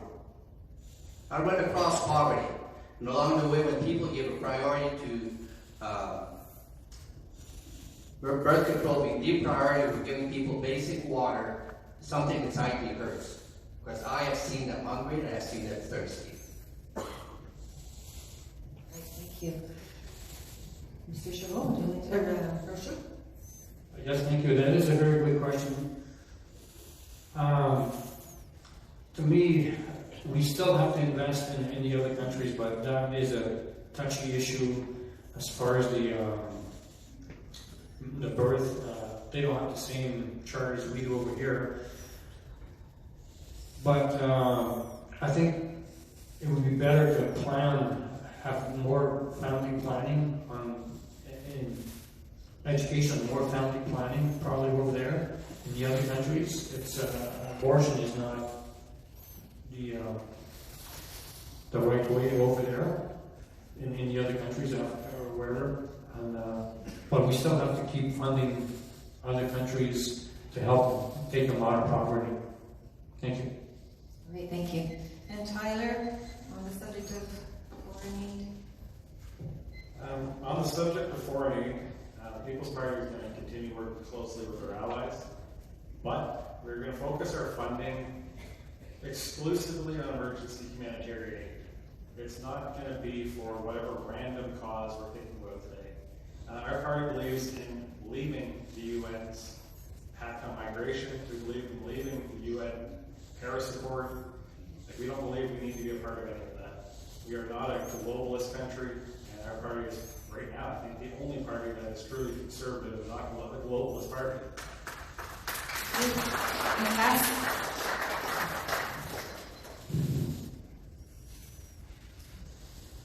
So I think a big issue is creating availability to resources, including healthcare and education for those abroad. A lot of, I think, the issues that stem from a lot of the third world countries tend to be because they're not receiving that education. We'd like to reestablish the Canadian International Development Agency, or STEDA, that was dismantled by the Harper government with a mandate to provide overseas development assistance where it is most needed. Eliminate the requirement that aid be tied to Canadian business interests overseas or strategic geopolitics. Great, thank you very much. Okay, next question from the audience. A question about energy discount. Energy, okay. I would like actually if everyone could comment, and I already know Kathy's one, but if you want to repeat for everyone else, energy is a big deal in Alberta. My husband has worked in the oil patch for a long time, and he was out of work many times through that. But we all know that it's a fading industry, so I would like to know from a federal perspective what each of your parties is willing to do to work towards helping Albertans transition from fossil fuels to renewables. All right, thank you. Okay, let's start with Tyler Beauchamp. I would be helping transition our people to a new energy source. I believe in Alberta oil and gas. I believe in advancing the oil industry. I can say firsthand, I've spent my entire professional career between the oil sands, pipelines, drilling rigs, transmission lines. Like, I've been everywhere, from coast to coast, north to south, and yeah, the Alberta oil and gas market is the most important market of our economy. Anyone who thinks otherwise is absolutely delusional. Okay, thank you. Thank you, Haas. Romaine, on the subject. So the Green Party stance on our energy is that we should be moving towards a energy transition. And the Greens have allocated a budget of, I believe, $300 million to retrain if necessary and establish a just transition for coal, oil, and gas workers into renewable energy positions. We need to retrofit all our current buildings. We need to build new infrastructure, and all of those require a lot of jobs that our current tradespeople do obtain. So I think that it's very necessary that we maintain our status as energy leaders and step into the energy transition. Personally, I would love to see a lot of the orphan wells throughout the province either reclaimed or converted into geothermal wells, because then we have our foot in the door with the energy transition. Okay, thank you. And Ms. Roman Christian Heritage Party, please. Just a few quick comments. Number one, if the people who are advocating moving out of the natural gas for heating, my question is why are they heating with electricity already? My question is to the members of the candidates who are not supporting natural gas and development of that, they should switch their homes right now from gas to electricity. And the main reason for that is because of the cost. So in dealing with the energy aspect, we need to seek ways to lower the cost of electricity. And if the price of electricity goes down, then it's more easy to do the transition. But otherwise, let's be consistent. It's interesting that the two provinces advocating the most the switching to electricity are Quebec and BC. Now they're both exporters of electricity. It's easy to do that. We need to look to bring those prices down, and we are not against moving to nuclear energy, although it seems scary, but France, Italy, Spain, Germany have a great deal of electrical sources produced by nuclear energy. That hasn't been discussed, but it's an option that should be looked into in the goal of reducing the cost. Therefore, it becomes cheaper for us to heat our homes with electricity versus natural gas.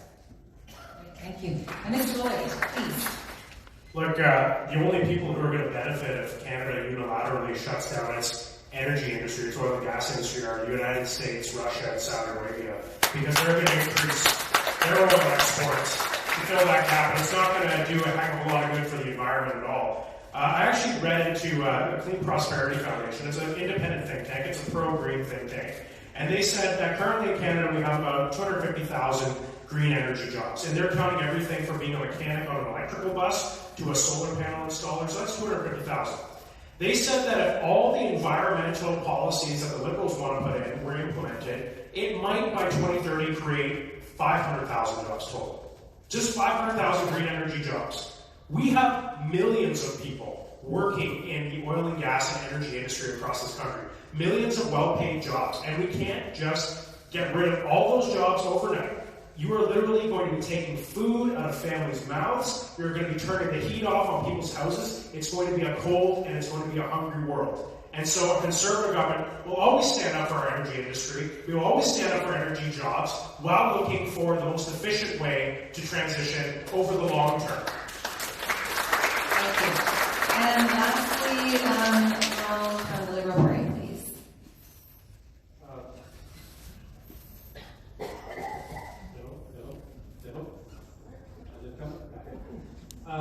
The Liberals also believe in the oil and gas industry. We bought the pipeline. We had some hurdles, but we had to respect the rights of where the pipeline's going to go. One thing I really find deplorable. We have 44 years of conservatives in Alberta, and the only plan we have is the U.S. Have one pipeline going to the U.S. We didn't really develop our industry to ship our oil other than in the U.S. We should. That's why the TMX pipeline is so important, so we can send other parts of the world. Going east, I know Mr. Scheer said he wanted to go through Quebec, but that's going to be impossible because they don't want a pipeline in Quebec because of their environment concerns of those rail cars that derailed and like McCann said, situations like that. That wasn't a pipeline. I know it's rail, but the thing is the oil and gas industry in BC and Alberta. Somebody brought out the abandoned oil wells and all that. It's a millions of dollars that's going to clean up, and we got to find another way to clean up those oil wells. So There, it warms up after a while. Well, that was a very good question. Like I say, it's in the charter rights for a woman to do what she decides with her body. It's her decision. And I do agree with Mr. Choubet as far as that's one big decision a woman has to make in whatever the circumstances is of the pregnancy. And I do certainly agree that counseling, pro or not to get an abortion, is very important. That's I kind of put it like in a mental, like it affects a person mentally, and I fully support the woman making a choice that she wants, but also I fully support it with counseling. It's a choice that a woman has the right. It's not a man that can tell what a woman can do with her body. However, if that's the choice to get an abortion, maybe counseling would be good. But I agree with the lady that just came up. She works with people who have, or young women who have abortions, and I definitely would not want her job. It'd be a tough job. It is a charter, but also it does affect the person, the young women and older women. Thank you. Great, thank you. So from the audience, the next question, please. My name is Bill Sage, and I have a question for Mr. Lloyd, Mrs. Romaine, and Mr. Boucher. Do you support allowing people diagnosed with a severe medical condition to make an advance request for medical assistance? All right, thank you. Let's start off with Mr. Lloyd, assisted dying. Yeah, so this is a very important issue in this country, and I was working for Mr. Cooper when he was the Conservative co-chair on the committee for medical assistance in dying, and I was there listening to all of the, all of the witnesses. And what I came out with, we do have legalized euthanasia in this country, and we had to fight as Conservatives to ensure that we did not have euthanasia for children. I mean, the Liberals at the committee were pushing for euthanasia for children, and it was only the Conservatives that stood to say, no children should be euthanized in this country.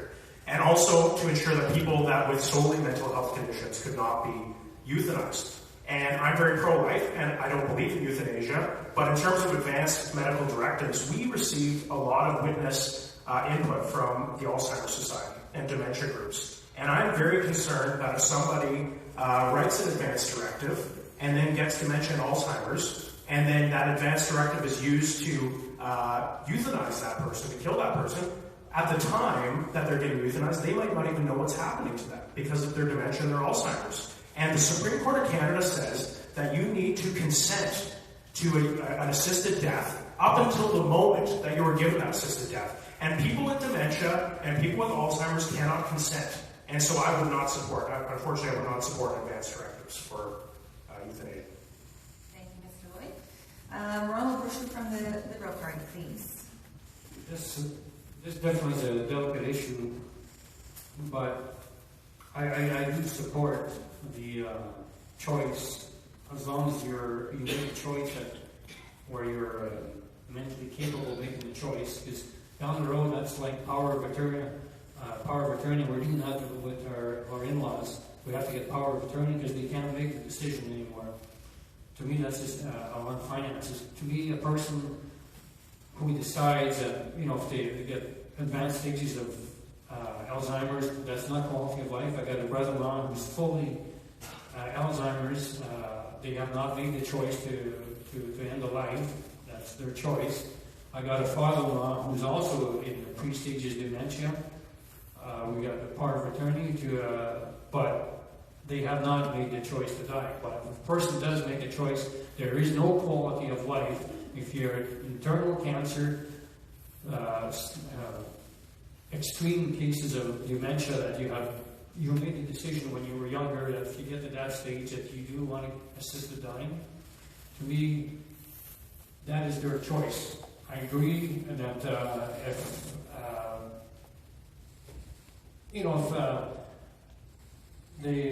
if the family decides to change their mind, well, okay, so be it. But I think it's a person's right to say. It's like a lady up in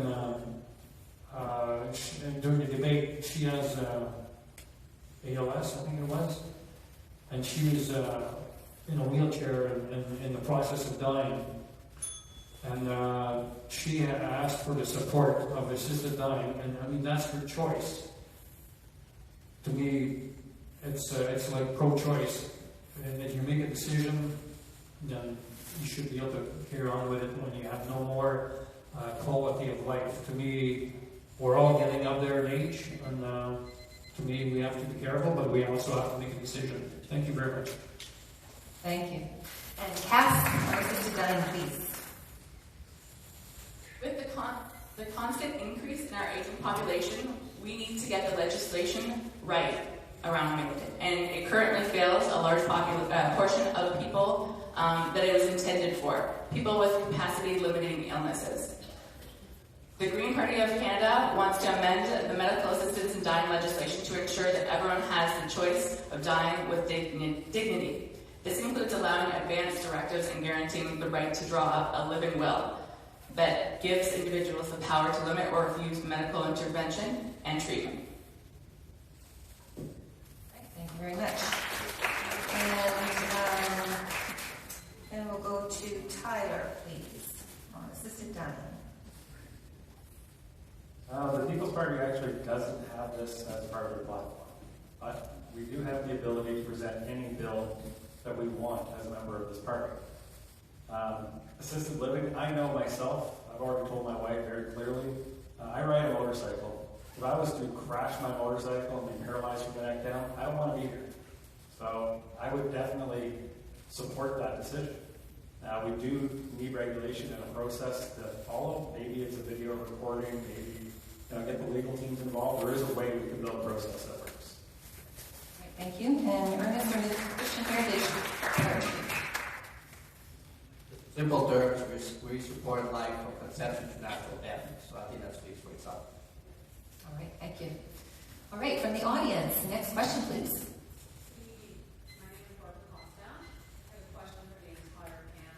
With all due respect for, it seems like months, we've been hearing about billions and billions of dollars being spent in commerce.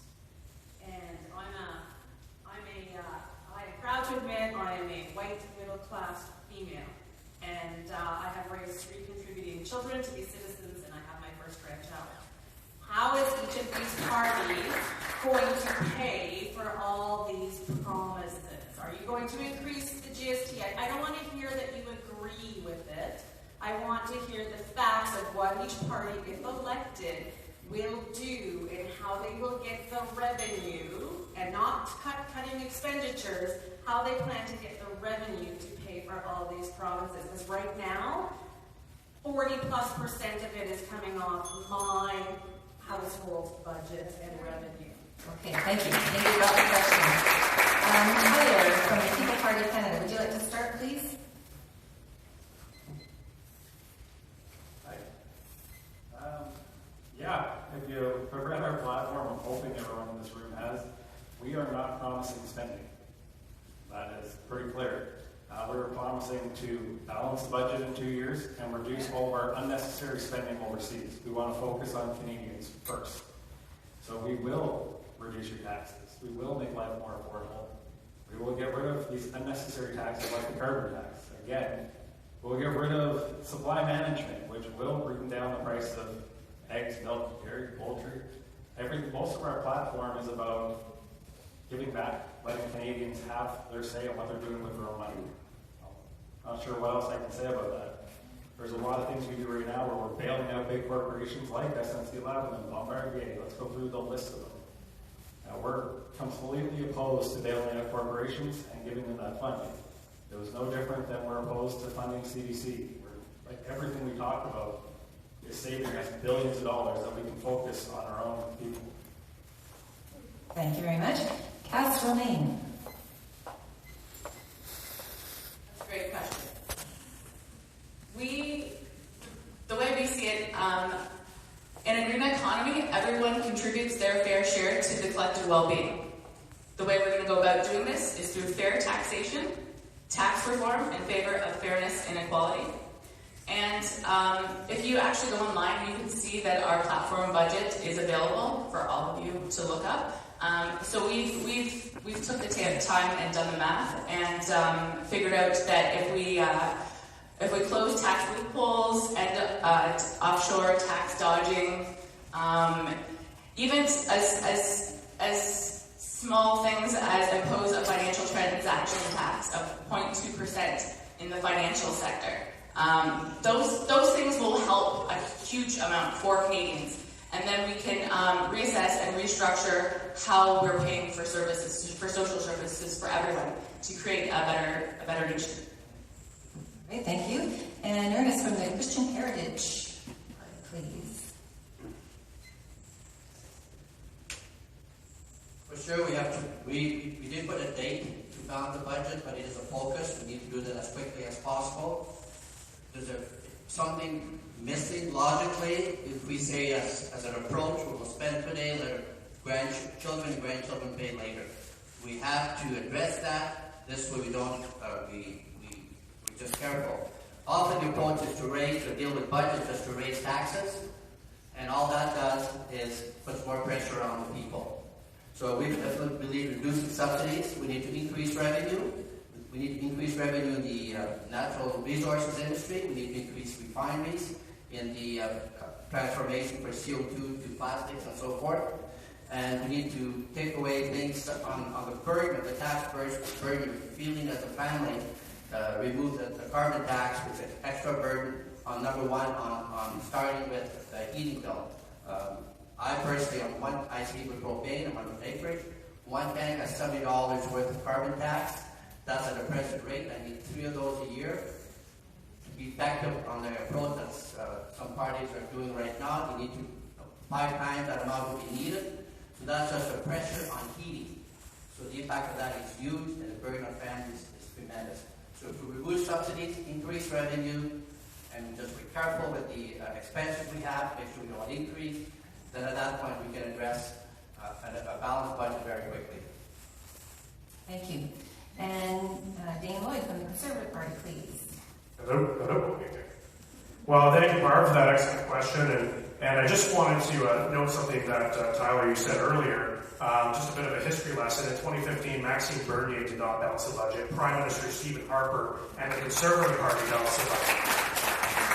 Now, under our policy, we see the Liberals have given over $200 million to the China-led Asian Infrastructure Investment Bank. $200 million to the people that are stopping us from exporting our canola and our pork. It's absolutely ridiculous. So that's something that we would cut.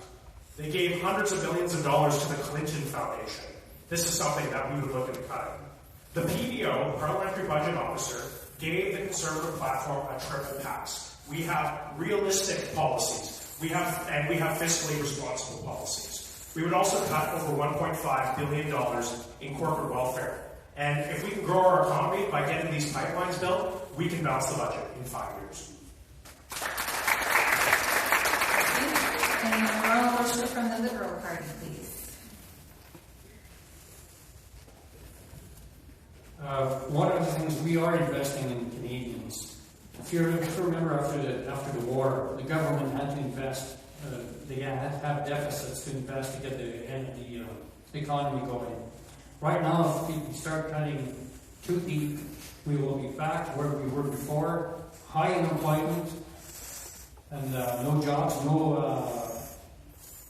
no projects on the way. We have to invest now while like Mr. White said, the interest rate is 1.8%. We have to invest now. We have to invest in infrastructure, which wasn't done for the 10-year period by the Mr. Harper. We have to start investing now for the future, like into clean energy, and yeah, you have to invest now, invest in people, into the oil and gas industry. There's going to be a big change. If they have to have an opportunity to change their career path, the oil patch does not come up to the level it was before, and maybe with the pipeline it will, but we are working on getting the pipeline done, and yeah, we have to invest in Canadians. Thank you. All right, next question from the audience, please.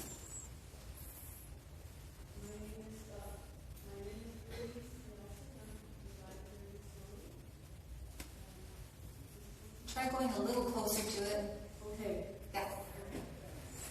Anyway, my question is to Dane.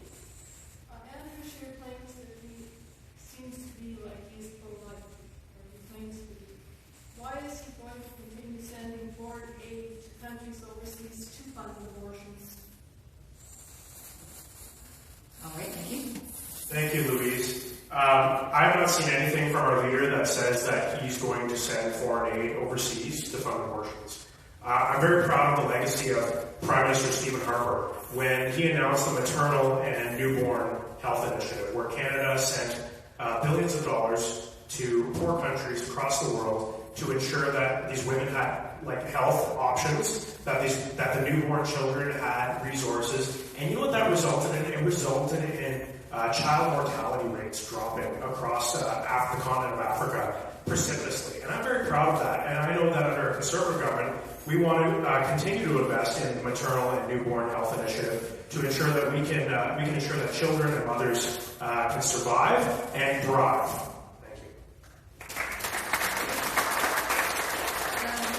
Would the rest like to comment on the same issue? Yes? Okay. Let's go to Mr. Chabot from the Christian Heritage Party. 2 days after the election, the 23rd of this month, I'm going back to Haiti. And people there will focus on providing sometimes finances to deal with, number one, the reason they're giving money there would be for abortion and birth control. They don't have water. They don't have water. I think that's a basic necessity. I actually went to a school that go to the washroom. They would have to go pee in the corner, but there was just a wall to separate when they had to go to the washroom. I went across poverty. And along the way, when people gave a priority to birth control being the priority for giving people basic water, something inside me hurts. Because I have seen them hungry and I have seen them thirsty. Thank you. Mr. Chabot, Yes, thank you. That is a very good question. To me, we still have to invest in the other countries, but that is a touchy issue as far as the birth. They don't have the same charters we do over here. But I think it would be better to have more family planning in education, more family planning probably over there.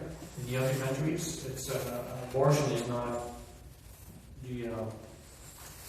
the right way over there in the other countries or wherever. But we still have to keep funding other countries to help them take them out of poverty. Thank you. Great, thank you.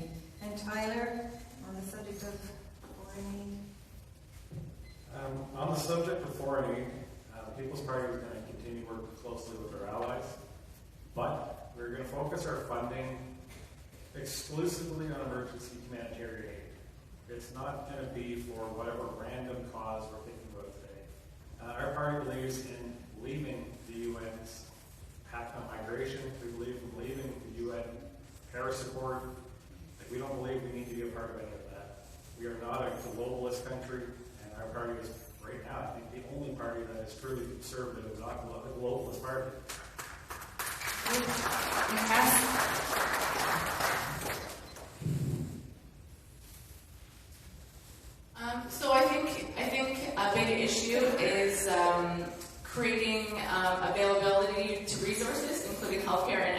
education for those abroad.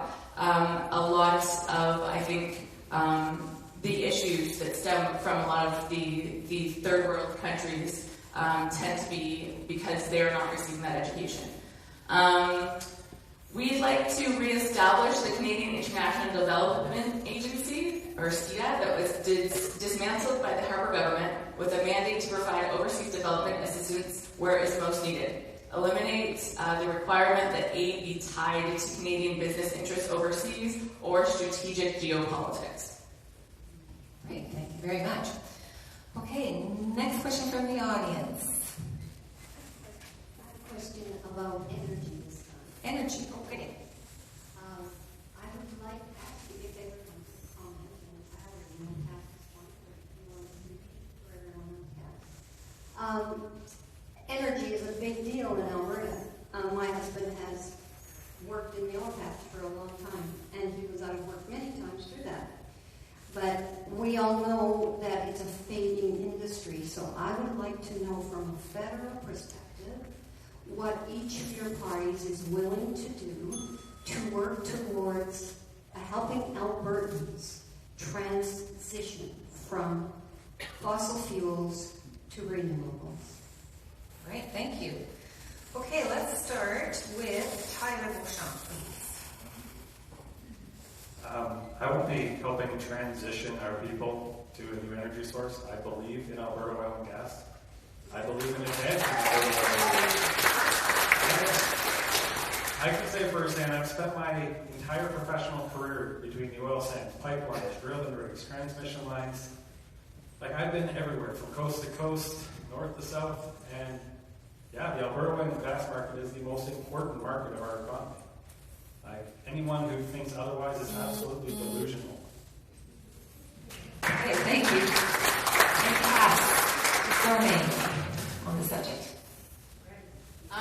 So the Green Party stance on our energy is that we should be moving towards a energy transition. And the Greens have allocated a budget of, I believe, $300 million to retrain if necessary and establish a just transition for coal, oil, and gas workers into renewable energy positions. We need to retrofit all our current buildings. We need to build new infrastructure, and all of those require a lot of jobs that our current tradespeople do obtain. So I think that it's very necessary that we maintain our status as energy leaders and step into the energy transition. Personally, I would love to see a lot of the orphan wells throughout the province either reclaimed or converted into geothermal wells, because then we have our foot in the door with the energy transition. Okay, thank you. And Ernest from the Christian Heritage Party, please. Just a few quick comments. Number one, if the people who are advocating moving out of the natural gas for heating, my question is why are they heating with electricity already? My question is to the members of the candidates who are not supporting natural gas and development of that, they should switch their homes right now from gas to electricity. And the main reason for that is because of the cost.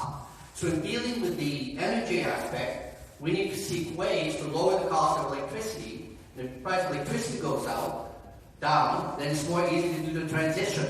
But otherwise, let's be consistent. It's interesting that the two provinces advocating the most the switch into electricity are Quebec and BC. And they're both exporters of electricity. It's easy to do that. We need to look to bring those prices down, and we are not against moving to nuclear energy, although it seems scary, but France, Italy, Spain, Germany have a great deal of electrical sources produced by nuclear energy. That hasn't been discussed, but it's an option that should be looked into in the goal of reducing the cost. Therefore, it becomes cheaper for us to heat our homes with electricity versus natural gas. Thank you. And Mr. Lloyd, please. Look, the only people who are going to benefit if Canada unilaterally shuts down its energy industry, its oil and gas industry, are the United States, Russia, and Saudi Arabia, because they're going to increase their oil exports to fill that gap. It's not going to do a heck of a lot of good for the environment at all. I actually read into the Clean Prosperity Foundation. It's an independent think tank. It's a pro-green think tank. And they said that currently in Canada we have about 250,000 green energy jobs. And they're counting everything from being a mechanic on an electrical bus to a solar panel installer. So that's 250,000. They said that if all the environmental policies that the Liberals want to put in were implemented, it might by 2030 create 500,000 jobs total. Just 500,000 green energy jobs. We have millions of people working in the oil and gas and energy industry across this country. Millions of well-paid jobs. And we can't just get rid of all those jobs overnight. You are literally going to be taking food out of families' mouths. You're going to be turning the heat off on people's houses. It's going to be a cold and it's going to be a hungry world. And so a Conservative government will always stand up for our energy industry. We will always stand up for energy jobs while looking for the most efficient way to transition over the long term. Thank you. And lastly, Ron from the Liberal Party, please.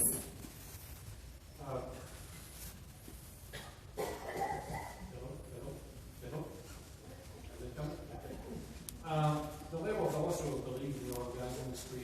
We bought the pipeline. We had some hurdles, but we have to respect the rights of where the pipeline's going to go.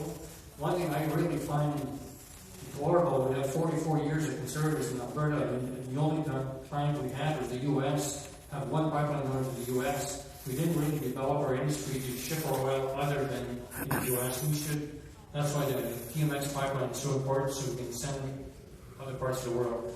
Going east, I know Mr. Scheer said he wanted to go through Quebec, but that's going to be impossible because they don't want a pipeline in Quebec because of their environment concerns of those rail cars that derailed and like McCann said, it's situations like that. It wasn't a pipeline. No, I know it's rail, but the thing is the oil and gas industry in BC and Alberta.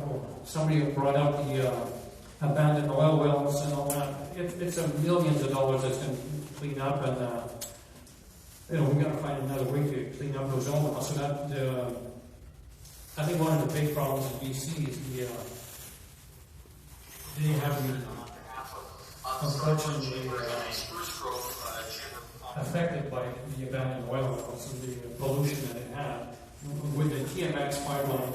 I think all the safety features have been put in for the pipeline to be a safe pipeline to go across to BC, and I think we're making headway on that, and I think all the parties have agreed to go across to BC. Thank you. All right, thank you. Now, we have very few minutes left, and we have 3 people standing. So I will give you each a chance to answer your question, and please find one party member, one of the candidates to address it to, just so we can briefly touch on the 3 questions. Would that be okay? All right, go ahead. If I heard correctly, in your opening statement, you said that you stand for free post-secondary education for students. Why do you believe that I should pay for the personal post-secondary choices of other communities? Thank you. So the Green Party tends to be more on the socialist spectrum. So I guess we see that there's a huge advantage and benefit to Canadians to invest in our education system. If we invest in our future, then that's a huge increase for our economy. It's a trickle-down effect. Not to use a funny term or anything, but it really is. I mean, investing in our education should be one of our top priorities. Thank you. And from our audience, please. Pick the person you want to ask. I'd like to address a question to both Mr. Brochu and to Mr. Lloyd, if that's okay. Can you just pick one? Sorry. Please. Thank you. International trade and free trade agreements is something that's been ignored in this election campaign. Free trade provides for, and trade arrangements internationally provides a large percentage of our GDP in this country. Stephen Harper government between 06 to 15, we pursued the majority of the amount of free trade agreements for this country. Over the last 4 years, nothing's been pursued aside from the bungling of the current U.S.-Mexico-America trade agreement. What is the Liberal government doing to promote international trade for Canada? We actually have free trade agreements with all the G7 countries, so we are having free trade with other countries, and it's already been done by the Liberal government. We just finished the one with the U.S., which was a tough battle because Trump wanted to have his way, but we were able to negotiate to have basically the same free trade agreement we had before. There's nothing high there, except the only thing is some of the dairy, a little twitch on the dairy, and I talked to some dairy farmers, and they said that's not a big deal for them. We do have free trade agreements from the Liberal government in all these 7 countries. Thank you. And from the audience then, sorry, I wish we had more time, I really do. We could go on till midnight. Okay. Everyone wants to go home. I'm going to direct my question to the Liberal candidate. For those of you who don't know me, my name is Darren McCann. I'm a councillor in the town of Gibbons. I've been elected for the past 6 years. That gentleman there wants to make me into a criminal. He wants to take my legally purchased restricted firearms away from me and thousands of other people in this province. And it's really upsetting to me that someone would have to think that they could have the right to do that. The last thing that I had that was legally against me is I had a speeding ticket in 1997. I get checked every day because I'm a restricted firearms owner. That gentleman wants to take my guns away, and I want him to answer why. Well, thank you very much. The thing is, I don't know why people need an AR-15. You go hunting, you don't hunt with an AR-15. That's an assault weapon, and to me that's very dangerous. It's not. Okay, if we can just give the candidate a chance to speak. Thank you. I do respect you bought it legally, but there's been too many crimes committed with AR-15s, that type of rifle. Excuse me, can we just give the Liberal candidate a chance to speak, please? That's how we can show respect for our forum today. Thank you. Well, we don't believe in anyone should have an AR-15. It's not a rifle that should be available to the public. It's a rifle for the army. That's the real thing. Yes. All right, the last question is yours.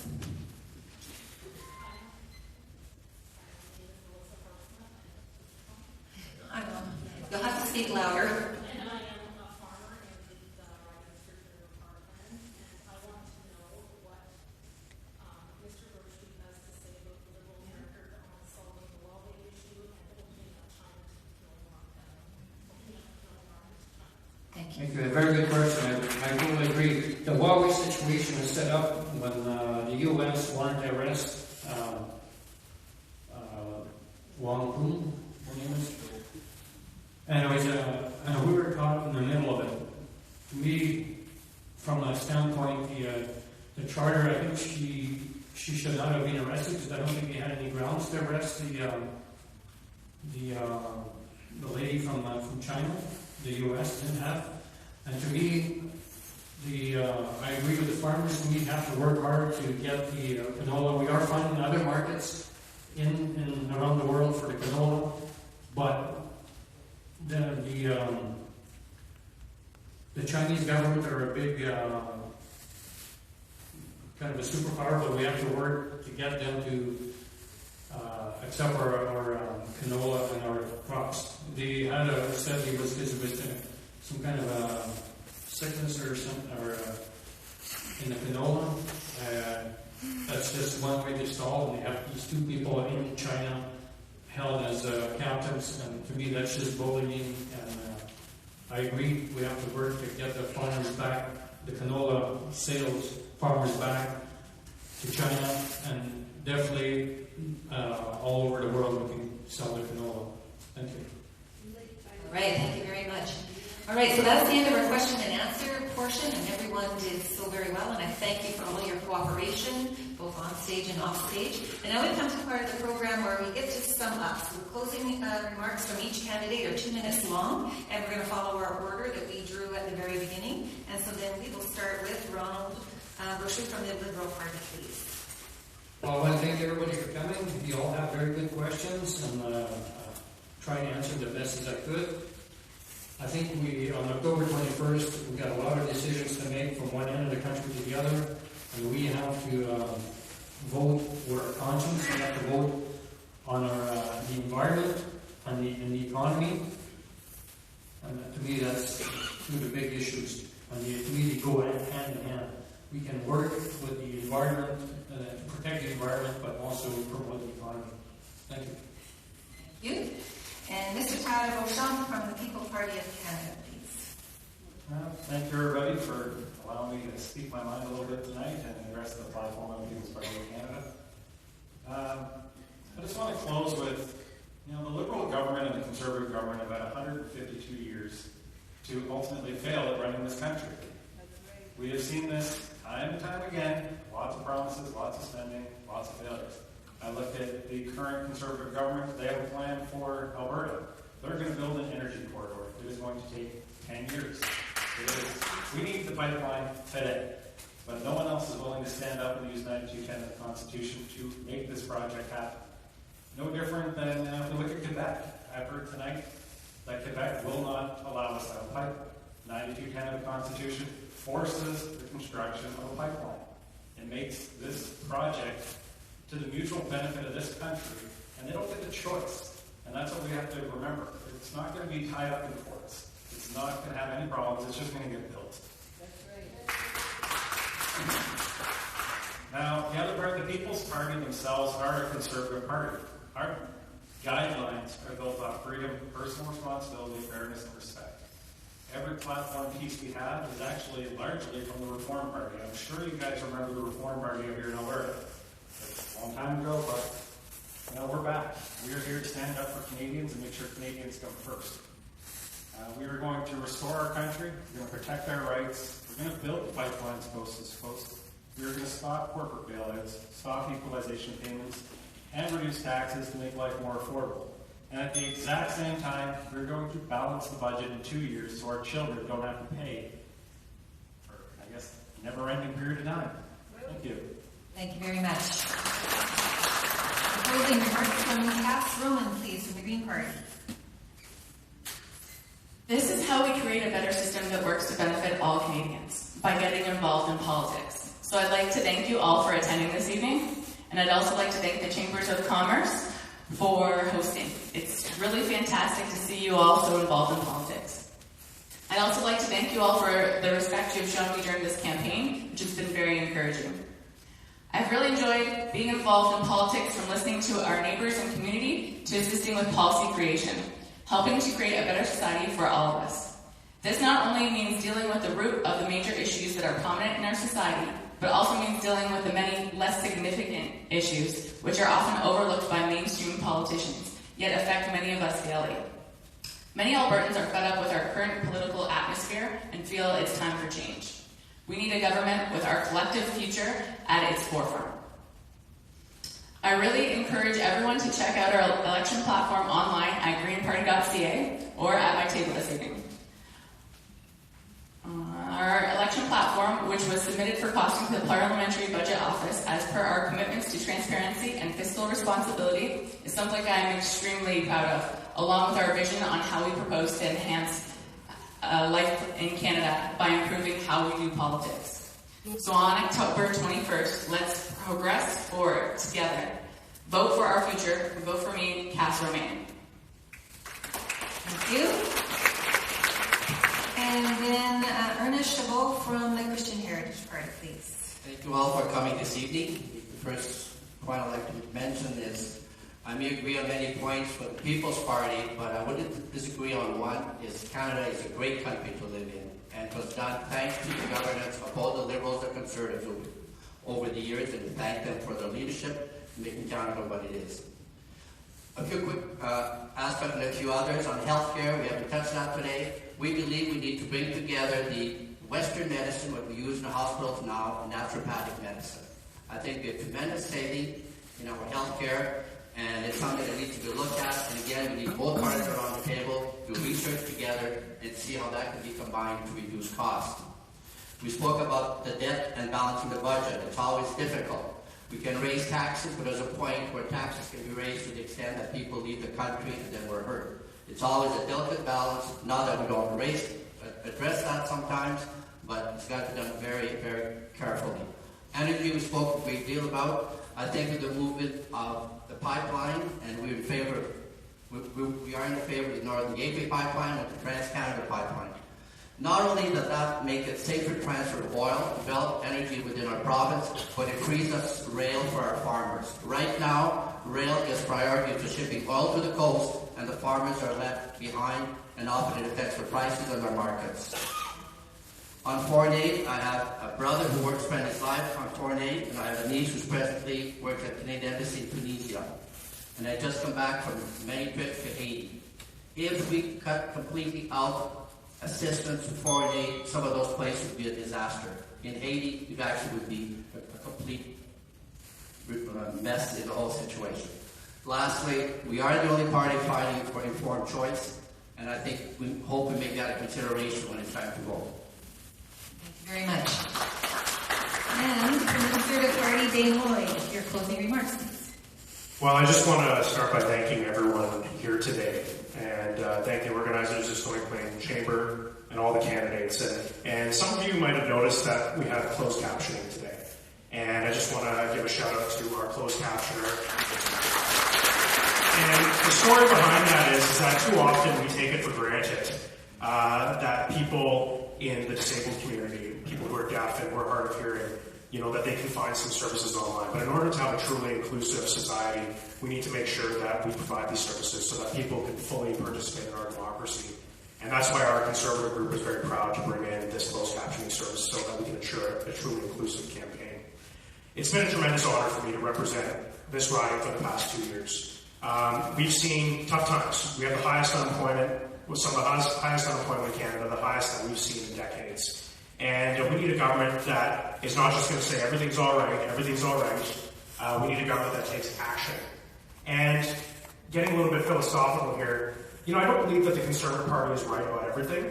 I believe that all political parties bring valid points to the table. And it's this competition that we see here on stage, where we're competing against each other, we're putting forward different visions, and I believe that when Parliament gets together, we come up with the best solutions. It's not always the perfect solution, but by having democracy today, we all work hard, and none of the people on stage here are bad.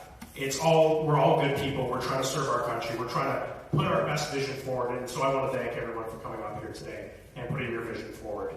As your Conservative candidate, I will fight hard to get pipelines built, to bring jobs back to our communities. I knock on doors and it's heartbreaking to see all these people who are out of work. And we need to change that. We need to bring critical infrastructure projects back to our community. And we need to ensure that we have a future for our children and our grandchildren, that there will be jobs for them, that there will be food on the table, that their houses will be warm. And as your Conservative candidate, I will always fight for Alberta and for the communities of Sturgeon and Parkland. Thank you. Thank you very much to all the candidates for sharing with us your dedication and commitment and passion to make Canada a better place to live in. And thank you again, all the audience, for your intelligent questions and your tolerant attitude, and everything just went beautifully. So now we'll invite back to the stage Kevin White.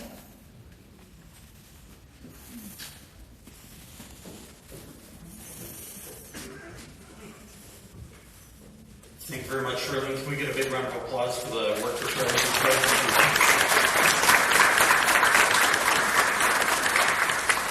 I'm going to envy the position to have to corral everything on time, so thank you very much, Shirley. Thank you very much, everyone, for coming, and also thank you to all of our candidates for engaging in an excellent debate, or not debate, forum, and for sharing your vision. Yes, thank you very much. As the Chamber of Commerce, the one thing is from the Stony Plain Chamber of Commerce and the Spruce Grove District Chamber of Commerce, we are honored that everyone was able to be here tonight, and the one word that I have for you this evening is on October 21st, vote. just vote for anyone. Like vote for the person, not vote for anyone. But you know what I mean, right? It's a civic duty to vote, and so please vote based off of what you've heard tonight. Thank you very much.